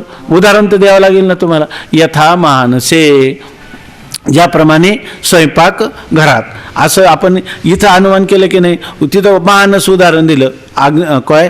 स्वयंपाकघराचं. आणि इथं यथा ईश्वरा, इथं कोणाचं उदाहरण दिलं? ईश्वरा. आणि आपण काय सांगितलं? जे जे सच्चिदानंद स्वरूप असतं ते ब्रह्म असतं, आणि जे सच्चिदानंद स्वरूप असतं ते ब्रह्म असतं, म्हणजे ब्रह्माहून भिन्न नसतं. आणि जे जे सच्चिदानंद स्वरूप नसतं ते ब्रह्माहून भिन्न असतं. आता मी कसं आहे? सच्चिदानंद स्वरूप आहे, म्हणून मी ब्रह्माहून भिन्न नाही, ब्रह्माचा माझा अभेद आहे. आता उपमान प्रमाण जे होतात, तर त्या उपमान प्रमाणाची कशी सोय? आपण म्हणतो ना की एखादा मनुष्य विचारतो की गवई नावाचा प्राणी आहे, तर तो म्हणतो गवई एखाद्याने पाहिलाच नाही आणि त्याला गवयाचं ज्ञान करून घ्यायचं झालं, तर आता कसं होईल? गवई तर समोर नाही आणि त्याला गवयाचं ज्ञान करून द्यायचंय. तर तुम्ही सांगितलं गो सदृश हा गवया, जशी गाय असते तसाच काय असतो? गवई नावाचा प्राणी असतो. पण गाई सारखा म्हणजे गायी नाही, गायीहून वेगळा आहे, पण गायी सारखा आहे. हा मनुष्य जंगलात गेला आणि त्याला एक प्राणी दिसला, तो गायी तर नाही पण गायीसारखा आहे. त्याला ज्ञान झालं की नाही? झालं. पण कोणत्या प्रमाणे? त्या दोघांमध्ये सादृश्य आहे. गो सदृश, सादृश्य म्हणजे सारखेपणा. ह्या सारखेपणाहून त्याला ज्ञान झालं की नाही? गो सदृश हा गवया हा ज्ञान झालं. हे त्या ज्ञानाचा बाद होणार आहे का? ते ज्ञान अबाधित आहे? अबाधित आहे. पण ते कोणत्या प्रमाणात? तर्काने झाले का ते ज्ञान? शब्दाने झाले का ते ज्ञान? ते कोणत्या प्रमाणाने झालेले? उपमान प्रमाणाने झाले. म्हणून उपमान प्रमाणाने सुद्धा आपल्याला काय चिंतन करता येतं जीव ब्रह्माच्या ऐक्याचं. त्याला म्हणायचं यौक्तिक चिंतन, यौक्तिक अद्वैत ब्रह्म चिंतन. त्याचं उदाहरण सांगतात उपमान प्रमाणाचं. बघा आता उदाहरण कसं दिलं? यथा घटाकाश मठाकाश यो हो. जसं घटाकाश म्हणजे आता एक घट आहे, त्या घटामध्ये आकाश आहेत की नाही? त्या घटामध्ये आतमध्ये असणारा आकाश आहे आणि हे मठाकाश आहे म्हणजे सगळ्या घरात असणारा आकाश. घटाकाश मठाकाश यो. वास्तविक ह्या दोघांच्यात भेद आहे की नाही? घटाकाश ते मठाकाश नाही आणि मठाकाश ते घटाकाश नाही. परंतु हा भेद झाला कशामुळं? तर हा भेद काय झाला? उपाधीमुळे झाला. घट उपाधी लागली की त्याला घटाकाश नाव आलं. मठ उपाधी लागली की त्याला, जर समजा गटमठ झाले काय आहे ना तुकाराम महाराजांचा, गटमठ झाले आकाशाच्या पोटी, वचनेची तुटी तेव्हाची. ते आपण काय म्हणतो? घटाकाश निर्माण झालं. गट झाला की घटाकाश निर्माण झालं का? आकाश पहिलंच होतं. गट फुटल्यावर आकाश गेले का कुठं? मठ निर्माण झाल्यावर मठाकाश निर्माण झालं का? आकाश पहिलंच होतं. आणि मठ पडल्यावर मठाकाश पहिलंच होतं, पहिलंच राहील. आणि जेव्हा घट आहे तेव्हा आकाश तसंच आहे, आहे की नाही? मग हा भेद कसा काय झाला घटाकाश आणि मठाकाश? फक्त वाणीत नावं आली, आहे की नाही? घटाकाश आणि एकाच आकाशाला नावं आली आणि ती कशामुळे आली? तर उपाधीमुळे आली. तत्वता ती नाहीच आहे. म्हणजे घटाकाश आणि मठाकाश हा भेद उपाधी असेल तरच होतो आणि उपाधी नसेल तर घटाकाश मठाकाश हा भेदच होत नाही. तेच सांगतात यथा घटाकाश मठाकाशयो घटमठ रूपोपाधी विना न स्वतः भेदा असते. स्वतः आकाशात भेद आहे का? घट आणि घटाकाश आणि मठाकाश यामध्ये घट आणि मठ या उपाधी नसतील तर स्वतः आकाशात कोणत्याही प्रकारचा भेद होत नाही. तथा त्याचप्रमाणे जर इथं अंतःकरण किंवा बुद्धी ही उपाधी असेल किंवा माया ही उपाधी असेल तरच जीव ब्रह्म यांचा भेद होतो, अन्यथा नाही. बरं, जेव्हा म्हणजे काय, कशामुळे भेद होतो? जीव आणि ब्रह्माचा भेद कशाला होतो? जीवाला जेव्हा अविद्या किंवा अंतःकरण किंवा बुद्धी अशी उपाधी असते तेव्हा जीव असं म्हणतात, पण ते एकच चैतन्य आहे की नाही? आणि त्या चैतन्याला जर माया उपाधी लागली तर त्याला नाव काय येतं? ईश्वर. म्हणजे जीव आणि ब्रह्माचा भेद होतो त्याला कारण काय आहे? उपाधी, ऐक ना. जीवाची उपाधी कोणती? अंतःकरण किंवा बुद्धी. आणि ईश्वराची उपाधी कोण आहे? माया, ऐक नाही. मग जर माया आणि अविद्या या दोन उपाधी आपण दूर केल्या तर स्वतः असणारं जे सच्चिदानंद स्वरूप ब्रह्म, त्या ब्रह्मामध्ये भेद आहे का? कोणता नाही. मग त्यावेळेला जीव आणि ब्रह्मामध्ये भेद आहे का? का जीव ब्रह्म एकच आहे? एकच आहे. मग उपाधीनं जो भेद आहे तो वास्तव असतो का कल्पित असतो? कारण का उपाधीच कल्पित आहे आणि कल्पित उपाधीने केलेला भेद सुद्धा कल्पित आहे. असं उपमान प्रमाणाच्या साह्याने घट आकाश आणि मठाकाश हे ह्याचं ना तरी मठी आकाश जैसे मठाकृती होनी असे मठाकृती ना तरी मठाकाश जैसे मठाकृती अवतरले असे स्वरूपाची की ते जर भंगल्या मठाकाशामध्ये जे आकाश आहे ते मठाच्यामुळं काय मठाकाश होऊन अवतीर्ण होतं, परंतु तो जर भंगला तर काय आहे स्वरूपाची की तर काय आकाशाचं खाली राहतं. त्याप्रमाणे आपण घटाकाश आणि मठाकाशाची काय केली तुलना, सादृश्य केलं आणि त्याद्वारा जीव आणि ब्रह्माची एकता सिद्ध झाली की नाही? कोणत्या प्रमाणाने सिद्ध झाली? उपमान प्रमाणाने. घटाकाश मठाकाशाची काय केली आपण? उपमा घेतली आणि इकडं सुद्धा काय केले? त्या उपम्याप्रमाणेच या ठिकाणी कोणत्या उपाधीची कल्पना केली? अंतःकरण आणि माया या. आणि उपाधी कल्पित असल्यामुळे कल्पित उपाधीने केलेला भेद सुद्धा काय आहे? कल्पित आहे. असं चिंतन करून आपण जीव ब्रह्माची एकता सिद्ध झाली की नाही ही युक्ती आहे. पण कोणती युक्ती? ही उपमान प्रमाणाची युक्ती आहे की नाही? आणि ईश्वराचं जी युक्ती ती कोणतं प्रमाण आहे? अनुमान प्रमाणाची युक्ती आहे. आता अर्थापत्ती प्रमाण, तिसरं प्रमाण अर्थापत्ती. नेह नानास्ति किंचन न तु तद्वितीयम अस्ति अतः अन्यद अर्थम इत्यादी श्रुत्युक्त भेद निंदा अन्यथा अनुपपत्त्या वस्तुतः अभेद सिद्धौ श्रुति वैयर्थ्य प्रसंगात अवश्यम ऐक्यम अभ्युपेयम. यथा देवदत्त शरीरगत पिनत्व बुद्ध्या भोजना भावबुद्धि बाध्यते एवं भेदधि अपि निह नानास्ति नीति नीति इत्यादि श्रुतिभिः बाध्यते एव इदंच युक्तित्रयम अभेद साधकम. आता बघा श्रुती प्रमाण काय सांगतं? वेद, श्रुती म्हणजे वेद सांगतं की नेह न इह नाना अस्ति किंचन, इह नाना किंचन न अस्ति. या ठिकाणी नाना म्हणजे भेद यत्किंचितही नाही, म्हणजे जीव आणि ब्रह्मामध्ये यत्किंचितही भेद नाही असं कोण सांगते? श्रुती माता सांगते. ऐक नाही, श्रुती प्रमाण हे सर्व प्रमाणात काय आहे? प्रबल प्रमाण आहे. इतर प्रमाणांनी जरी विरोध केला तरी श्रुती प्रमाण काय करतं? ते प्रबल असल्यामुळे इतर प्रमाणांचा बाध करतं. असं आता या ठिकाणी कोणती युक्ती करतात ते सांगतो. पहिल्यांदा एक प्रमाण पाहिलं अनुमान प्रमाण, दुसरं पाहिलं उपमान प्रमाण, आणि तिसरं प्रमाण सांगतात कोणतं प्रमाण? अर्थापत्ती प्रमाण. या आता अर्थापत्ती कधी म्हणतात तर आपण एक दिवस चिंतन केलं होतं ओझरचं एक प्रमाण विचारायचं, पुन्हा आता वारंवार आलं तर आपल्याला थोडं आणखी लक्षात राहील म्हणून पुन्हा थोडं सांगतो. अर्थापत्ती प्रमाण त्याला अन्यथानुपपत्ती असं म्हणतात. उदाहरणार्थ एखादा पुरुष सांगायला लागला की पिनो देवदत्ता दिवान भुंगते. पिना हा म्हणजे लठ्ठ जाडजूड असणारा जो देवदत्त नावाचा विद्यार्थी आहे म्हणजे मुलगा आहे, तर तो म्हणतात की दिवान भुंगते, तो दिवसा जेवत नाही. आता बघा देवदत्त लठ्ठ आहे आणि तो दिवसा जेवत नाही असं तुम्हाला सांगितलं, तर आता तुम्हाला असं वाटतं की असं कसं काय? लठ्ठ आहे, लठ्ठपणा हा खाल्ल्याशिवाय होणार नाही आणि तो दिवसा तर जेवत नाही आणि भोजनाशिवाय लठ्ठपणा येणार तर नाही. याचा अर्थ असा आहे का दिवानं भुंगते म्हणजे दिवसा तो जेवत नाही. याच्यावरून आपल्याला ज्ञान काय झालं? आपल्याला ज्ञान झालं पिनो देवदत्ता रात्रौ भुंगते. हां, तो लठ्ठ देवदत्त काय रात्री जेवतो. बरं, हे ज्ञान बरोबर आहे का? याचा बाध होतो व्यवहारात? नाही होत. बरोबर, आपला अंदाज चुकतो का त्याच्यामध्ये? बरोबर आहे, दिवसा जेवत नाही आणि लठ्ठ तर आहे, भोजनाशिवाय लठ्ठपणा येत नाही आणि दिवसा जेवत नाही आणि लठ्ठपणा तर कायम आहे. याचा अर्थ रात्री जेवत असला पाहिजे. काय की नाही, तो पिनो देवदत्ता किंवा लठ्ठ देवदत्त रात्री जेवत नाही. हे कशावरून? की त्याला म्हणतात संपाद्य संपादक भाव. कारण रात्रीचं जेवण हे काय आहे? संपादक, आणि लठ्ठपणा हा काय त्याचा संपाद्य. ऐक बरोबर ना, संपाद्य बरं समजा असं नाही केलं, तो रात्री जेवत नाही दिवसाही जेवत नाही, तर लठ्ठपणाची संगती लागेल का? नाही. मग त्याची उपपत्ती लागेल का? नाही. याला दुसरं काय नाव आहे? अन्यथा अनुपपत्ती असं त्याचं नाव आहे. लक्षात आलं ना? आता हे कशासाठी शिकायचं आपल्याला? पिनो देवदत्त अर्थापत्ती प्रमाण कळून घेण्यासाठी. पण ह्या अर्थापत्ती प्रमाण कळून काय करायचं म्हणून आपल्याला ते महाराज म्हणले ना, कशाला हे प्रमाण विचाराने एवढं शिकायचं? 7वा आणि 8वाच प्रकार. पण ते कळायला तिथं अन्यथा अनुपपत्ती आलं तर इथं कळलं पाहिजे नाही. ऐक नाही, तेव्हा हे काय करमणूक म्हणून नाही. पिनो देवदत्ता दिवान भुंगते, यत्र यत्र धुमः तत्र तत्र वन्नी घटाकाश मठाकाश, हे काही करमणुकीचं नाही. हे आपल्याला आपल्या आत्मतत्वाचं चिंतन किंवा मनन करण्यासाठी काय हे उपयोगी आहे, म्हणून या प्रमाणाचा विचार सांगितलेला आहे. आता तिसरी युक्ती कोणती सांगतात?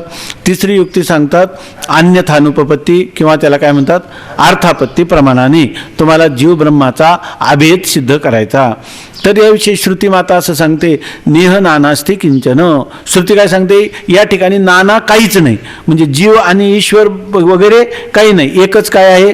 सर्वम यद अयम आत्मा, सर्व आत्माच आहे. आतो अन्यद आर्तम, आता हा अन्यत ह्या आत्मस्वरूपाविषयी अन्य जे असेल ते आर्तम, ते सगळं मिथ्या आहे किंवा तुच्छ आहे, अभाव रूप आहे असं सांगते. मग श्रुतीने पदार्थ अभेद स्वरूप एक पदार्थ सांगितला का नाना पदार्थ सांगितले? आतो हा अन्यद आर्तम नेह नानास्ति किंचन, याने नाना म्हणजे अनेक पदार्थ सांगितले का अनेक पदार्थाचं अस्तित्व नाही असं सांगितलं? नाही. का एकच पदार्थ सांगितला? एकच, एकमेवा द्वितीयम ब्रह्म नेह नानास्ति किंचन असं श्रुती मातेनं सांगितलं. आता हा चिंतन करायला बसला बरं का, एकट्यामध्ये, एकटा आणि त्याच्यामध्ये हे चिंतन करून राहिलाय तो. हे असं आता आपल्याला एक चिंतनाची दिशा म्हणून ते उदाहरणाने सांगतात. आपण जीव ब्रह्माच्या ऐक्याला किंवा अभेद निश्चयाला साधक युक्ती कशा कराव्या? पहिलं झालं अनुमान प्रमाण, दुसरं झालं उपमान प्रमाण आणि तिसरं आता सांगतात अर्थापत्ती प्रमाण. अर्थापत्ती प्रमाणाचा कसा उपयोग करायचा तर त्याच्याविषयी आता आपण उदाहरण पाहिलं. तसंच इथं सांगतात की श्रुती सांगते की आता हा अन्यद अर्थम नेह नानास्ति किंचन. हा चिंतन करायला लागला श्रुती काय सांगते, म्हणजे शब्द प्रमाण हे सर्वात प्रबल प्रमाण असं सांगतं. आणि ती श्रुती अशी आहे ना की नाही श्रुती परवती माऊली जगा, की ती आईतापासून काढी ती हित देऊनी वाढविती. आहे की नाही? आणि जर त्या वेदाला नाही मानलं, अमान्य केला बाप वेदे झेणे, जर ज्या माणसाने वेदाला अमान्य केलं तर त्याची कुठेही दडगत नाही आणि आपलं तर कल्याण करून घ्यायला निघालं. आणि शब्दांनी तर वेदांनी तर सांगितलंय, वेदांत वाक्याचं तात्पर्य निश्चयही आपला झालेला आहे. पण शंका येते अशा वेळेला मग असं म्हणायचं, असा विचार करायचा की वेदांनी तर सांगितलेलं आहे की निह नानास्ती किंचन, आणि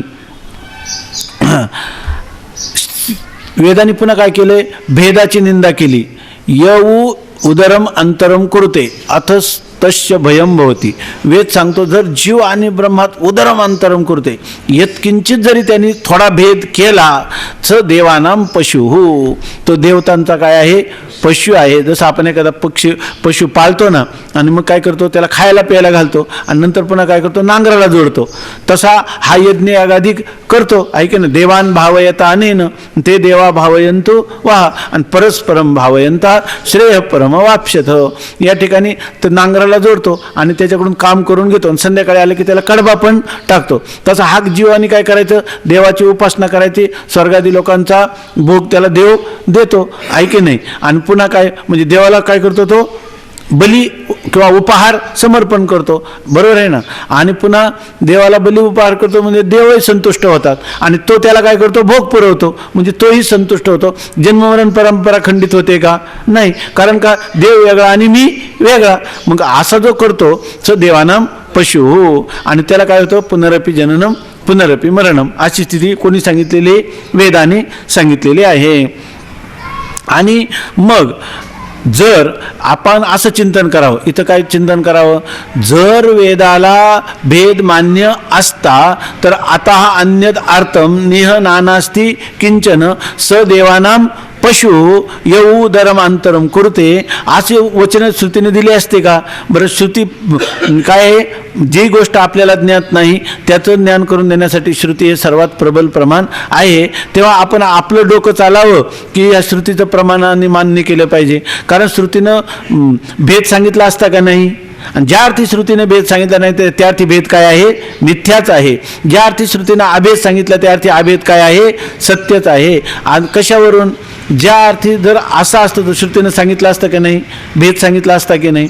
याच्यावरून आता मी काय विचार केला की जीव आणि ब्रह्माचा अभेदच सत्य आहे, जीव ब्रह्माचं ऐक्य हे सत्य आहे.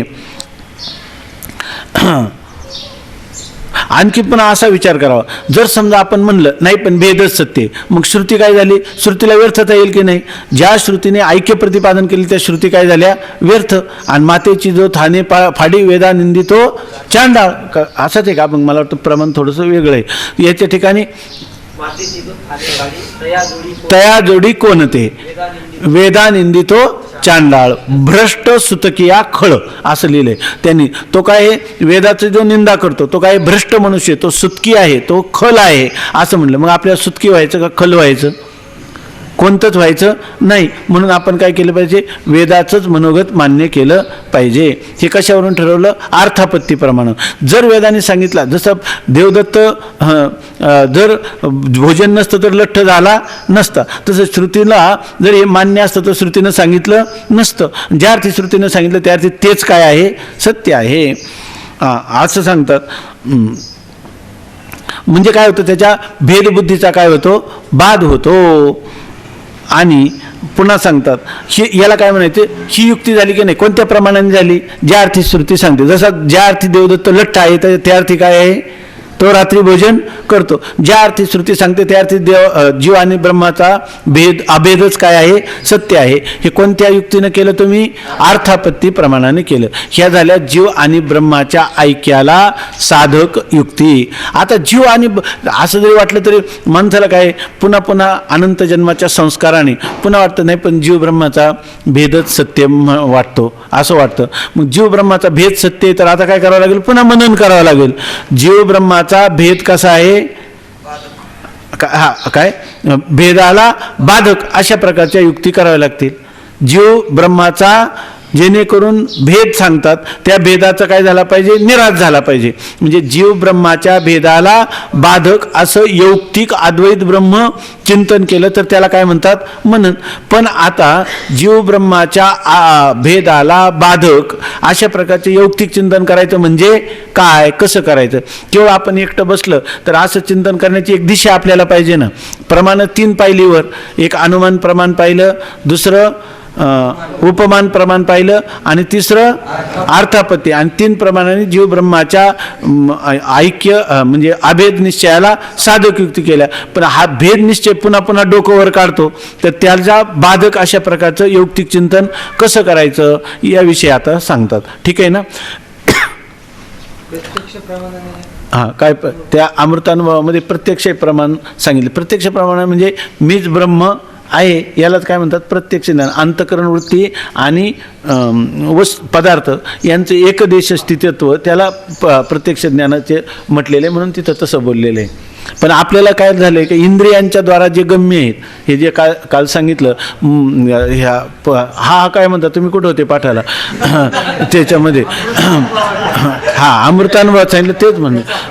तर त्याच्यामध्ये काय ज्ञान आपल्याला कशाने नेत, आणि तुम्ही चिंतन करता त्यामुळे तुम्हाला कळतंय आणि सांगू शकता, हे पण आम्हाला माहिती आहे. पण तुम्ही नव्हते हे आम्हाला सांगायचं होतं.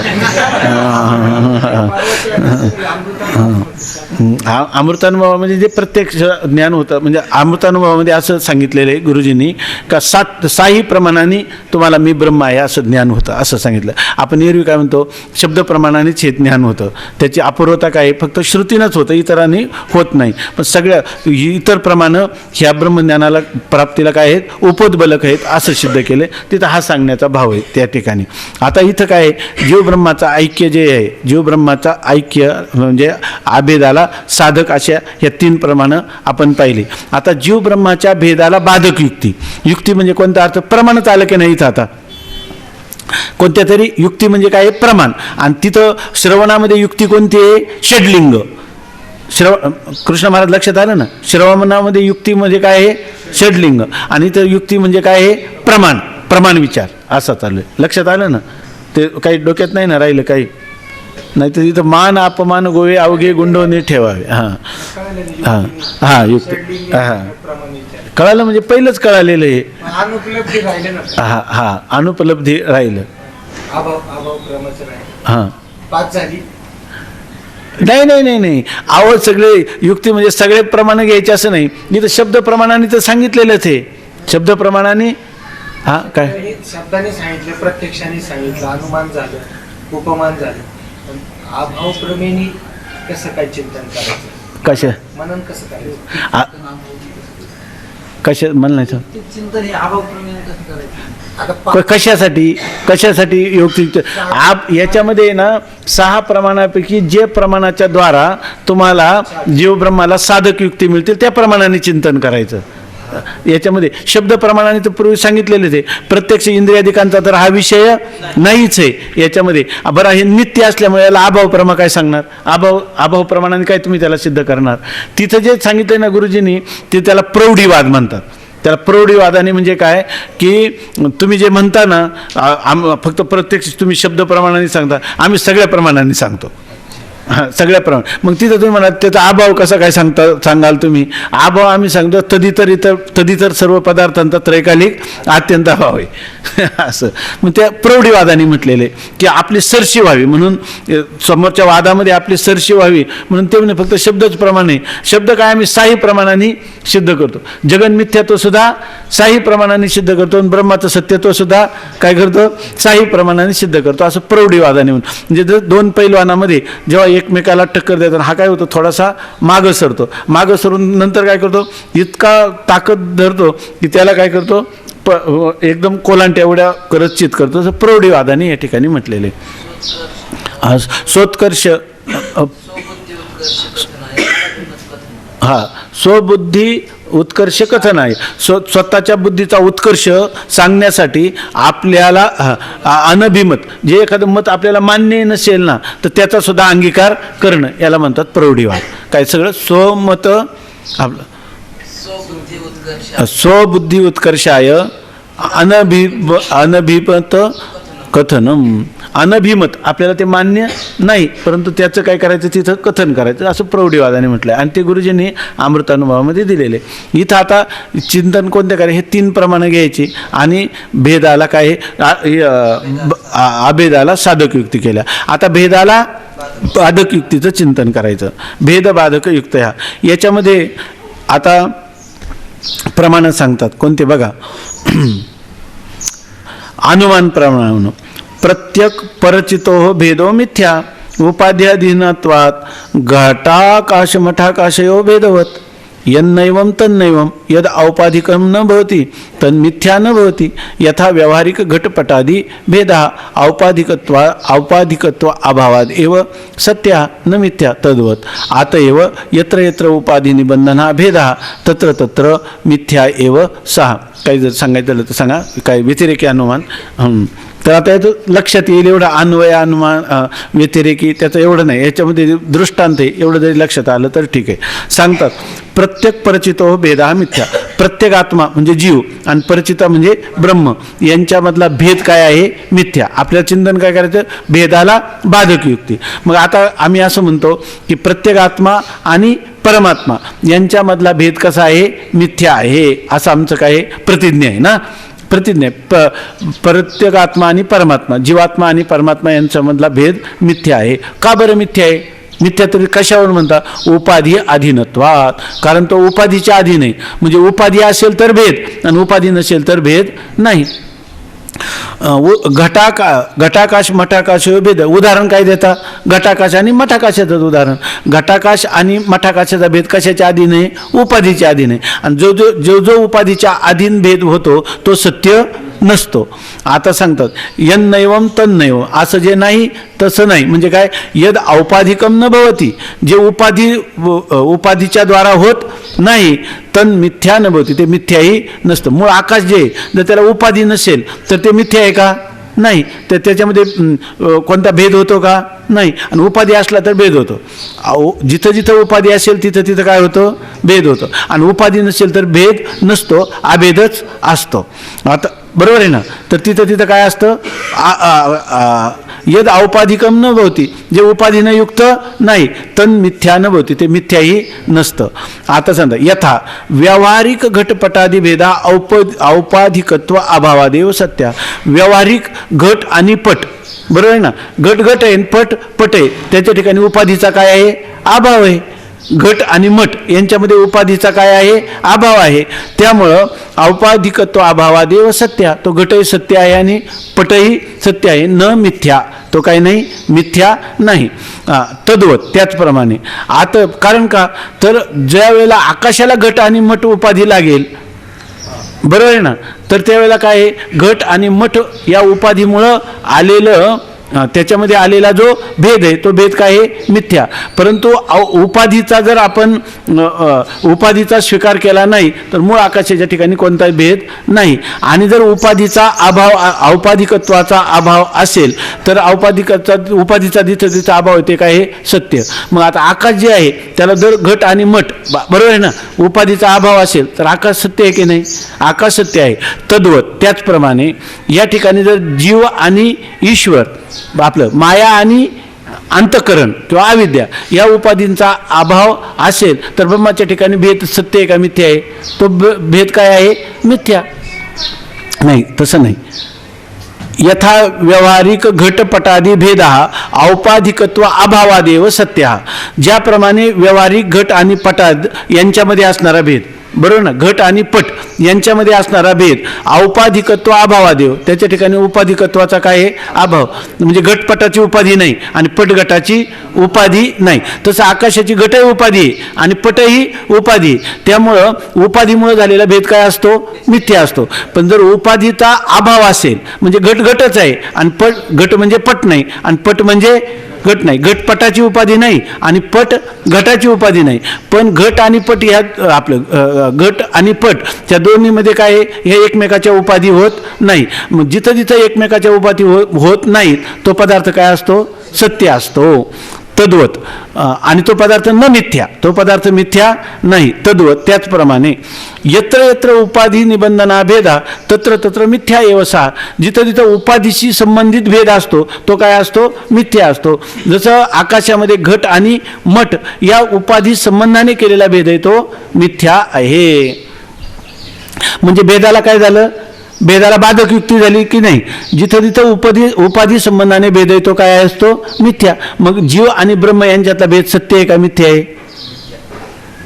जीव आणि ब्रह्म यांच्या म्हणजे जीव आणि ब्रह्म यांचा भेद सत्य आहे का मिथ्या आहे? मिथ्या आहे. मग आता आपल्याला काय चाललेलं आहे? जीव ब्रह्माच्या भेदाला बाधक युक्ती. जीव ब्रह्माचा भेदाला बाधक युक्ती झाली की नाही? जीव ब्रह्माचा काय भेद सत्य असणं शक्य नाही, तो मिथ्या आहे असं झालं का? म्हणजेच काय? अभेद सत्य आहे. आता उपमान प्रमाणे सांगतात यथा बिंब प्रतिबिंब यो भेद मिथ्या तथा जीव ब्रह्मणा अपि. आता दुसरं सांगतात यथा जीव बिंब प्रतिबिंब. उदाहरण देतात. तुम्ही काय म्हणता? कोणत्या प्रमाणे सांगितलं? आता उपमान प्रमाणाने. तुम्हाला उदाहरण काय द्यायचं? सादृश्य प्रमाण. बिंब आणि प्रतिबिंब ह्या दोन्हीमध्ये बिंब आणि प्रतिबिंबमध्ये काय भेद आहे? जसं बिंब तसंच प्रतिबिंब त्यांच्यामध्ये. तसा जीव जो आहे तोच काय आहे? ईश्वराचंच प्रतिबिंब. याला बिंब प्रतिबिंब वादाच्या अनुरूप सांगितलेले. बिंब आणि प्रतिबिंब जसं बिंब असतं तसंच काय असतं? प्रतिबिंब. आता तुम्ही म्हणाल की त्या जास्त सांगत नाही. आरसा समोर धरला तर जे आपण जर बिंब बाजूला केलं तर प्रतिबिंब आरशात राहील का? राहणार नाही. जसा आपला गंध असेल तसाच आरशात दिसेल की नाही? आता त्याचं दुसरं कारण काय सांगतं? तुम्ही म्हणाल कुठं सारखंच असतं. आता माझं बिंब उत्तरेकडे आहे आणि प्रतिबिंब कुठं पाहिल? दक्षिणेकडे पाहिल की नाही? बरं, माझं बिंब कुठे आहे? ह्या मानेवर माझं मुख आहे आणि बरोबर आहे का नाही? आणि दिसतंय कुठं? आरशात आहे की नाही? त्याला म्हणतात काय? प्रत्यंगमुखत्व, स्वभिन्नत्व, दर्पणस्तत्व. प्रत्यंगमुखत्व बरोबर ना? म्हणजे आपलं मुख इथं आहे आणि ते दिसतं तिथं.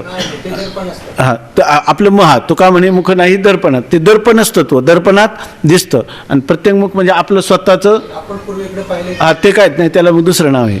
हां, प्रत्यंगमुखत्व. प्रत्यंगमुखत्व म्हणजे आपण पूर्वेकडे पाहतो आणि ते पश्चिमेकडे पाहत आहे. प्रत्यंगमुखत्व, दर्पणस्तत्व आणि स्वभिन्नत्व. हे मुख माझं आहे असं वाटतं आणि ते आपल्याहून काय वाटतं? भिन्न वाटतं. पण हे धर्म कोणाचे आहेत? उपाधीचे आहेत. हे धर्म कोणाचे? उपाधीचे. वस्तुतः जर तुम्ही आरसा उपाधी बाजूला केली तर प्रतिबिंब कुठं जातं? बिंब स्वरूपच होतं आहे की नाही? आणि ज्या वेळेला प्रतिबिंब वाटतं तेव्हा बिंबरूपानेच ते मुख रूपानेच असतं. मुखाच्या ठिकाणी आरसा उपाधी दिली का बिंब नावाचा व्यवहार होतो आणि तत्सापेक्ष त्याला आपलं प्रतिबिंब नावाचा आरसा उपाधीमुळे व्यवहार होतो आणि तत्सापेक्ष त्या ग्रीवास्त मुखाला बिंब असं म्हणतात. वास्तविक उपाधीमुळे केलेला भेद आहे तो सत्य आहे का मिथ्या आहे? मिथ्याच आहे की नाही? आता सांगतात उपमान प्रमाण. उपमान कशात देतात? बिंब आणि प्रतिबिंबाचं. तर यथा बिंब प्रतिबिंब यो भेदा मिथ्या. ज्याप्रमाणे बिंब आणि प्रतिबिंबातला भेद काय आहे? मिथ्या आहे. तथा जीव ब्रह्मणो अपि. तथा जीव ब्रह्माचा सुद्धा भेद काय आहे? मिथ्या. कारण आपलं एक ठरलेलं आहे की काय? उपमान प्रमाणाच्या नुसार बिंब आणि प्रतिबिंबाचा जसा भेद मिथ्या आहे तसा जीव आणि ब्रह्माचा भेद सुद्धा काय आहे? मिथ्या. इथं मला वाटतं एकच अज्ञान उपाधी मानून सांगतात. बिंब प्रतिबिंबामध्ये एकच अज्ञान उपाधी मानून सांगतात. जर अज्ञान उपाधी बाजूला केली तर जीव काय आहे? तुका म्हणे कैची किंवा कोठे जीव निराळा. म्हणजे आता या रीतीनं जरी उपमान प्रमाणाने पाहिलं बिंब प्रतिबिंब वादाचं उदाहरण घेऊन तरी सुद्धा जीव आणि ब्रह्माचं काय आहे? भेद मिथ्या आहे. जीव ब्रह्माचा भेद मिथ्या आहे. हे कोणत्या प्रमाणे झालं? उपमान प्रमाणाने. आता तिसरं अर्थापत्ती प्रमाण सांगतात. महावाक्य उपनिषत्सु जीव ब्रह्मणो हा अभेदा एव निश्चित. आता अर्थापत्ती प्रमाणाचा असं विचार करावं की जी महावाक्य आहेत त्या महावाक्याने जीव ब्रह्माचा अभेद सांगितलाय का नाही? महावाक्य तत्वमसी, अयम आत्मा ब्रह्म, ह्या सगळ्या महावाक्यांनी जीव ब्रह्माचा अभेदच सांगितलेला आहे.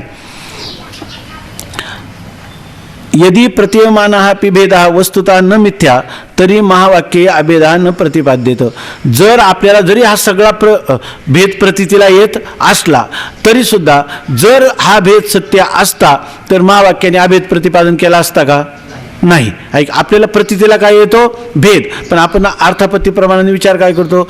जर श्रुतीनं हा भेद सत्य असता प्रतीतीला येणारा, तर जीव ब्रह्माचा अभेद सत्य आहे असं श्रुतीनं प्रतिपादन केलं असतं का? तत्वमसी महावाक्याने केलं नसतं. प्रतिपाद्यते तू, परंतु प्रतिपादन तर श्रुतीनं आग्रहाने केलेले की तत्वम अशी, ते तूच आहेस असं. तस्मात अर्थापत्ती मग याच्यावरून काय? जर श्रुतीनं ज्या अर्थी प्रतिपादन केलेलं आहे त्या अर्थी जीव ब्रह्माचा भेद अभेदच सत्य आहे, भेद सत्य नाही. जीव ब्रह्मणा भेदा मिथ्यायो. पण जीव ब्रह्माचा भेद प्रतीतीला येतो, परंतु तो कशामुळे येतो? उपाधीमुळे येतो, आहे की नाही? आणि उपाधीकृत भेद कसा असतो?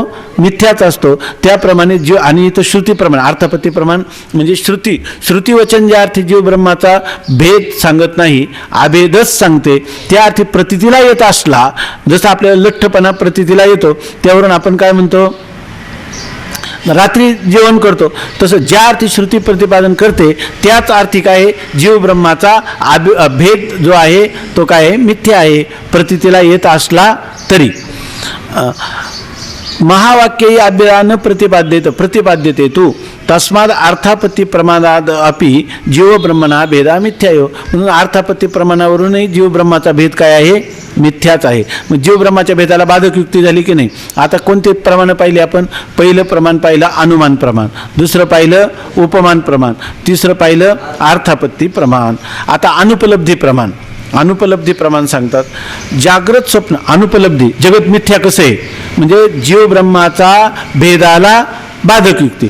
कारण जीव आणि ब्रह्म यांचा जर भेद असला तर त्याला बाधक युक्ती केली पाहिजे. आता 3 प्रमाणं पाहिली आपण आतापर्यंत. कोणते? अनुमान प्रमाण पाहिलं, अर्थापत्ती प्रमाण, उपमान प्रमाण पाहिलं आणि अर्थापत्ती. आता 4थं प्रमाण सांगतात अनुपलब्धी. ह्या प्रमाणांचा विचार आहे ना आपल्या वृत्ती प्रभाकर ग्रंथामध्ये पहिली 6 प्रकरणं, ह्या 6 प्रमाणांचा विचार 6 प्रकरणामध्ये केलेला आहे. आपल्याला एक जुजबी विचारसागरामध्ये आता जेवढं आपण आता सांगितलं ना प्रमाण विचार, तेवढाच विचारसागरामध्ये आहे. तर त्याला अनुरूप आपल्याला चिंतन करता येतं. तर त्याचं फक्त अनुपलब्धी म्हणजे आपण काय म्हणतो, आता अजून चिंतन केलं नाही आपण, आत्ता मागच्या महिन्यात केलं होतं एक दिवस. आता अनुपलब्धी म्हणजे अभाव. आता मी काय म्हणतो, इह भूतले घटो नास्ती. आता या ठिकाणी ह्या व्यासपीठावर घट नाही. तुम्हाला काय ज्ञान झालं? घटाच्या अभावाचं ज्ञान झालं की नाही? तर घट नाही हे ज्ञान झालं की नाही तुम्हाला? बरोबर आहे की नाही? म्हणून ते घटाचा अभाव या ठिकाणी आहे हे ज्ञान तुम्हाला प्रमाणाने झालं की नाही? बरं, नाही म्हणजे नाहीच ना, ते ज्ञान बाधित होणार आहे का अबाधित आहे? आणि मग ते कोणत्या प्रमाणाने झालं तुम्हाला? अभाव प्रमाणाने झालं. त्या अभावाचं अनुपलब्धी प्रमाणाने तुम्हाला त्याचं ज्ञान झालं, त्याला म्हणतात अभाव प्रमा. त्याला काय म्हणतात? अनुपलब्धी प्रमा म्हणत नाही, त्याला काय म्हणतात? अभाव प्रमा म्हणतात. पण कशाने झालं तुम्हाला? कोणत्या? अनुपलब्धी, ते इथं उपलब्ध नाही हे तुम्हाला ज्ञान झालं की नाही? म्हणून ते प्रमाण आहे का? बरं, ते बाधित होणार आहे का? तुम्हाला जे झालेलं ज्ञान इथं घट नाही, बाधित होत नाही. पण कशामुळं? यह भूतले घटहा नास्ती. आता भूतलावर घट नाही हे ज्ञान झालं अनुपलब्धी प्रमाणाने. आणि तो त्याच्या काय ज्ञान झालं? घट नाही म्हणजे घटाचा अभाव आहे. म्हणजे ती कोणतं ज्ञान झालं? अभाव प्रमा. त्याला काय म्हणायचं? अभाव प्रमा. आणि कोणत्या प्रमाणाने झालं? अनुपलब्धी प्रमाणाने ते ज्ञान झालं. कारण ते अबाधित अर्थाला काय विषय करणार आहे, तो अर्थ बाधित होतो का? नाही. आता बघा, अनुपलब्धी प्रमाणाने जीव ब्रह्माचा भेद मिथ्या आहे कसं हे सांगतात. जागृत स्वप्न ह्यो उपाधे सत्वात जीव ब्रह्मनो भेदा प्रतीयते. जागृती आणि स्वप्न, बरोबर ना, ह्या 2 अवस्था आहे. जागृत स्वप्न आणि सुषुप्ती 3 अवस्थेतून जीव दिवसभर जात असतो. पण जागृत आणि स्वप्न ह्या अवस्थेमध्ये तुम्हाला उपाधी आहे की नाही? अंतःकरण उपाधी आहे, बरोबर ना. मग तुम्हाला भेद प्रतीतीला येतो की नाही? सगळं भेदच प्रतीतीला येतो नाही? स्त्री पुरुष घर काय, जे वृक्ष वेली काय, जीव ईश्वर ब्रह्म, हे सगळा भेदच प्रतीतीला येतो. कोणत्या अवस्थेमध्ये? जागृत आणि स्वप्न या अवस्थेमध्ये. पण का जागृती आणि स्वप्न ह्या उपाधी असतील, म्हणजे जागृत आणि स्वप्न ह्या उपाधी असतील तरच चैतन्याच्या ठिकाणी काय होतो? जीव ब्रह्माचा भेद प्रतीतीला येतो. आता सुषुप्त तर अभावात, आणि सुषुप्ती अवस्थेमध्ये जागृती आणि स्वप्न ह्या ज्या अवस्थांचा उपाधी येतो असतो का? नाही. सुषुप्तीमध्ये जागृती आहे का स्वप्न आहे का? दोन्ही नाही, दोन्ही उपाधी नाही सुषुप्तीमध्ये. आपली अंतःकरणवृत्ती केवळ अज्ञानात लीन झालेली असते. आणि त्यावेळेला त्या माणसाला हे भेदाचं ज्ञान असतं की नाही? मी ब्राह्मण, तर असं कोण मी पुरुष, हे जग, असं कोणतं ज्ञान असतं, हे सुख, हे दुःख, कोणतंच ज्ञान नसतं. मग त्याला उपाधी आहे का? उपाधी नाही. तर त्या ठिकाणी भेद आहे का? नाही. मग जेव्हा जेव्हा जागृत स्वप्नावस्थेचा उपाधी असतो तेव्हा भेद प्रतीतीला येतो. आणि ज्या वेळेला उपाधी नसतो, उदाहरणार्थ सुषुप्तीमध्ये जागृत स्वप्न हा उपाधी नसतो, त्यावेळेला त्या मनुष्याला भेदाची प्रतीती येते का अभेदाची प्रतीती येते? असं म्हणायचं, भेदाची प्रतीती येत नाही आणि अभेदाची येत नाही, पण अभेद असतो, आहे की नाही? त्या ठिकाणी काय असतं? अभेद, कारण तो असतो, आहे का? त्याच्यामध्ये कोणताही भेद नसतो. म्हणून म्हणतात की सुषुप्त तदाभावात. तदाभावात म्हणजे काय? तदाभावात म्हणजे उपाधेय अभावात. उपाधीचा काय आहे? अभाव आहे. म्हणजे जागृत स्वप्नरूप उपाधीचा अभाव असल्यामुळं भेद हा न एव उपलब्धते. भेद तुम्हाला प्रतीतीलाच येत नाही. इत्यतः जीव ब्रह्मना भेदा परमार्थता न एव.